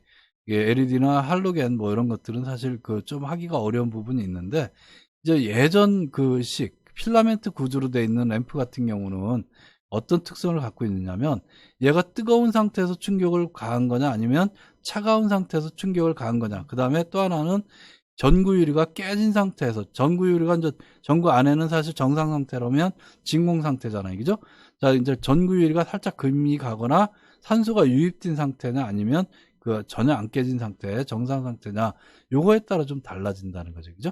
그래서 우리가 크게 먼저 생각할 수 있는 게 전구 유리가 깨지지 않은 상태, 요거를 우리가 쇼크라고 얘기를 해요. 샤크라고도 얘기하고 쇼크라고도 얘기하는데, 자, 요거는 전구 유리가 깨지지 않은 상태, 요 상태에서 충격이 받았을 때 어떠냐? 그럼 충격이 뜨거운 상태 받았느냐 아니면 뜨겁다는 건 점등된 상태죠. 그 다음에 비점등 상태는 저 차가운 상태가 될 테고, 그래서 이거 우리가 뜨거운 상태는 핫쇼크라는 얘기를 쓰고 있고요. 그 다음에 비정전되면 저 차가운 상태, 가열되지 않은 상태니까 콜드샥 이렇게 영어로 쓴다는 얘기죠. 그죠? 자, 뜨거운 상태, 그러니까 점등된 상태에서 하면 필라멘트가 늘어짐이 발생한다. 이 변형 모습이 늘어짐이 발생된다. 이렇게 볼 수 있고요. 만약에 또 늘어짐이 아니라 끊어졌다라고 하면 끊어진 부분을 자세히 잘 보면 이 단락된 부분이 끊어진 부분인데 그 부분의 용융점, 여러분들 혹시 그 예전에 어렸을 때나 언젠가 혹시 납땜 같은 걸 해보신 분 계신지 모르겠는데, 납땜 같은 게 이렇게 뜨거운 거를 이렇게 납을 대면 어떻게 돼요? 납땜 뛸 때 보면 뼈 조각이 뭔가 올라오죠. 그죠? 예, 그런 현상을 우리가 용융이라고 그러는데, 그런 단락 현상이 발생한다. 이렇게 볼 수 있고요. 자, 비점등 상태에선 차가운 상태니까 이 필라멘트의 파단 현상이 생긴다. 그러니까 여러분들이 엿가락을 한번 생각해 볼 필요가 있어요. 예를 들어서 지금 한 40도 정도 되는 곳에 그 엿을 갖다가 조금 1시간 정도 놓으면 어떻게 돼요? 엿이 흐물흐물한 상태가 되겠죠. 그죠? 그 상태에서 어떻게 돼요? 바닥을 내가 떨어뜨린다 라고 하면 엿이 파단되는 게 아니라 늘러붙는 변형이 생기겠죠. 그죠? 늘어나는 변형이 생기고, 근데 만약에 영하 10도 상태다 그러면 어떻게 돼요? 엿가락이 지금 그 차가운 상태가 돼 있잖아요. 그죠? 그 상태에서 일정 높이에서 떨어뜨리면 어떻게 돼요? 엿가락이 늘어나는 게 아니라 어떻게 파단, 쪼각쪼각 파단이 발생하겠죠. 그죠? 마치 그 현상과 똑같은 그런 이 필라멘트의 파단 현상이 생긴다. 변형이 생긴다. 이렇게 보시면 돼요. 그 다음에 이제 전구유리가 깨진 경우는 어떻게 되냐. 우리가 깨진 경우를 우리가 브레이크라는 용어를 쓴다. 그래서 마찬가지로 깨져 있는 게 예를 들어 뜨거운 상태에서 깨진 거, 차가운 상태에서 깨진 거. 자, 필라멘트가 뜨거운 거, 차가운 거 이렇게 구분할 수가 있어요. 그죠? 그래서 점등 상태는 필라멘트가 뜨거운 상태가 되겠죠. 그러니까 1100도에서 1300도 정도 되니까. 자, 이런 때는 우리가 그 핫브레이크라는 용어를 쓰고요. 만약에 차가운 상태다 그러면 콜드 브레이크라는 용어를 쓰고 있다. 이렇게 볼 수 있어요. 그죠? 자, 핫브레이크 상태에서는 변색되거나 청색과 텅스텐이 산화되거나 유리 조각이 녹아 있거나 흘러내린 이 필라멘트가 흘러내린 그런 모습을 보이고 있다. 이렇게 보시면 되고요. 그 다음에 비점등 상태는 차가운 상태이기 때문에 마찬가지 필라멘트의 어떤 파단 모습, 그러니까 이 엿가락이 차가운 상태에서 떨어뜨렸을 때 산산조각 나는 그런 모습들을 좀 보이고 있다. 그러니까 파단된 부분이 날카롭게 보인다. 이렇게 보시면 될 것 같고요. 그 다음에 그 필라멘트의 어떤 램프를 이렇게 쭉 보면 저 현상들이 있어요. 색깔이 변화되는 그런 현상들이 쭉 나오는데, 그거를 이제 크게 구분하면 저 백화현상, 흑화현상, 그 다음에 황화현상, 청화현상 이렇게 나눈다. 이렇게 볼 수 있어요. 그죠? 자, 백화현상이라는 건 하얀색으로 이렇게 변해가는 거죠. 예, 전구의 어떤 미세한 균열로 인해서, 그죠? 예. 그 전구의 어떤 미세한 균열로 인해서 산소가 내부에 들어갔거나, 그러니까 산소가 들어갔을 때예요. 사실 무조건 그 산소가 들어가려면 어떤 전구가 미세한 균열이 있어야 되겠죠. 이게 진공 상태니까. 예. 자, 전구 내부의 오염에 의해서 내부 가스의 성분 연소로 발생되는 현상이다. 이렇게 볼 수 있고요. 자, 흑화 현상은 이 전구안이 새카맣게 변하는 현상이죠. 이때는 어떤 현상이냐면 필라멘트 코일에 어떤 텅스텐이 증발해서 유리 내벽에 증착하는 현상. 텅스텐 자체가 약간 좀 검은색 계통의 이 모습을 보이고 있는데, 이런 것들이 이제 탄화되면서 내부 그 내벽에, 유리 내벽에 달라붙어요. 그걸 달라붙는 걸 증착이라고 하는데, 자, 그러다 보니까 그 검게 이제 보이겠죠? 그걸 우리가 흑화 현상이다. 이렇게 보일 수 있고요. 황화는 이제 누렇게 변하는 거죠. 그죠? 예. 자, 가열된 전구가 이 충격으로 미세한 손상이 발생된 상태에서 할로겐 그 가스 자체가 사실 보면 굉장히 좀 약간 이 노란색 계통을 띠고 있어요. 그죠? 예. 이게 이제 이원화되면서 유리벽에 들러붙을 때 일어나는 현상이다. 이렇게 볼 수 있고요. 청화는 그 푸를 청자죠. 그죠? 예. 푸를 청자인데, 이때는 다른 거 여러분들이 뭐 기억하실 필요는 없고, 전구 내부에 수분이 존재할 때 청화 현상이 생긴다. 이렇게 볼 수 있어요. 그죠? 그래서 여기서 여러분들이 생각할 수 있는 게 백화 현상, 뭐다? 산소가 내부에 들어가는 거. 그죠? 그 다음에 흑화 현상, 텅스텐이 증발한다. 그죠? 황화 현상, 뭐다? 할로겐 가스가 이온화된다. 그 다음에 청화 현상은 전구 내부에 수분이 존재한다. 뭐 이런 정도로 여러분들이 머릿속에 잘 각인시킬 필요가 있다. 이렇게 보면 될 것 같아요. 네. 자, 그 다음에 사진 촬영이 있죠? 사진 촬영 부분은 사실 보면 그 크게 어려운 부분은 없어요. 여러분들이 뭐 상식적인 의미에서 잘 생각하시면 될 것 같고, 내용 한번 쭉 읽어보시면 되는데, 어쨌든 도로의 어떤 정방향, 직각방향 기본적으로 촬영하고, 흔적 특성에 따라서 사선 방향으로 촬영한다. 그러니까 사진은 어떤 형태가 됐든, 차가 됐든 도로가 됐든 간에 가장 기본은 동서남북 정방향을 찍는 거예요. 정방향, 그죠? 그러니까 도로를 따라서 이 정방향과 그 직각방향, 이게 가장 기본이다. 차도 마찬가지다. 이렇게 볼 수 있어요. 그죠? 그래서 그런 부분들을 여러분들이 이제 생각하면 될 것 같고요. 그 다음에 뭐 당연히 그 줄자나 뭐 있으면 줄자를 놓고 수치가 볼 수 있게끔 촬영하는 게 좋다. 이렇게 볼 수 있고요. 만약에 어떤 이 근접 촬영이나 이런 거에서 보통 보면 눈금자 같은 것도 있는데, 그런 게 없다 그러면 볼펜 등을 옆에 놓고 촬영하는 것들, 그 흔적 방향이나 이런 것들을 이해할 수 있는 그런 좋은 방법이 있다. 이렇게 볼 수 있고요. 그 다음에 그 차량 같은 경우는 정후면, 정측면 네 방향에서 촬영해라. 이제 그 얘기가 있는데, 그게 이제 이런 거예요. 이게 차가 만약에 이렇게 있다. 그러면 이 앞면이 있다. 그러면 사진 촬영할 때, 이런 식으로 무조건 어떻게 보면 전체적으로 본다면 이렇게 촬영해라. 이 방향으로. 그죠? 예. 이런 모습이 보일 수 있도록 이렇게 촬영하는 거죠. 예, 이쪽에서 이렇게 촬영하는 거고.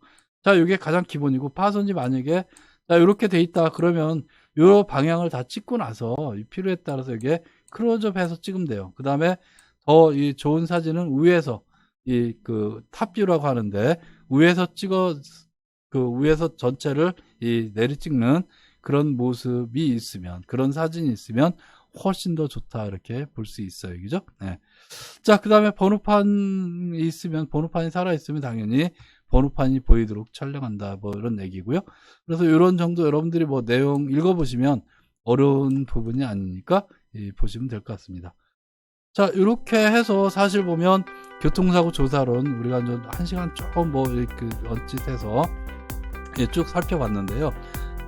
앞에서도 말씀드렸지만 우리가 이 조사론 자체가 어려운 과목은 아니고요. 여러분들이 이해하는 데 있어 갖고 좀 비교적 굉장히 쉽고 고득점을 또 맞을 수 있는 이 과목이다. 이렇게 생각할 수 있어요. 그래서 여러분들이 지금 서머리 부분만 여러 번 반복해서 잘 기억을 해 두셔도 아마 그 웬만한 점수 받는 데는 어려움이 없으리라 보고요. 만약에 쭉 한번 들어보시고 내가 이런 부분에 조금 보완이 필요해. 그러면 여러분들이 원래 보셨던 교재나 이런 게 있을 거 아니겠죠? 그 부분을 갖다가 좀 더 보강하시고, 아니면 여러분들 교재를 좀 반복하시고 다시 한번 막판 이 서머리 같은 필요할 때 다시 한번 또 들어보시는 것도 굉장히 좋을 것 같습니다. 자, 여러분들 어쨌든 합격을 기원하고요. 좋아요, 구독 반드시 여러분들 신청해 주시기 바랍니다. 그러면 여러분들 연속해서 또 다른 과목에서 또 뵙도록 하겠습니다. 자, 수고하셨습니다.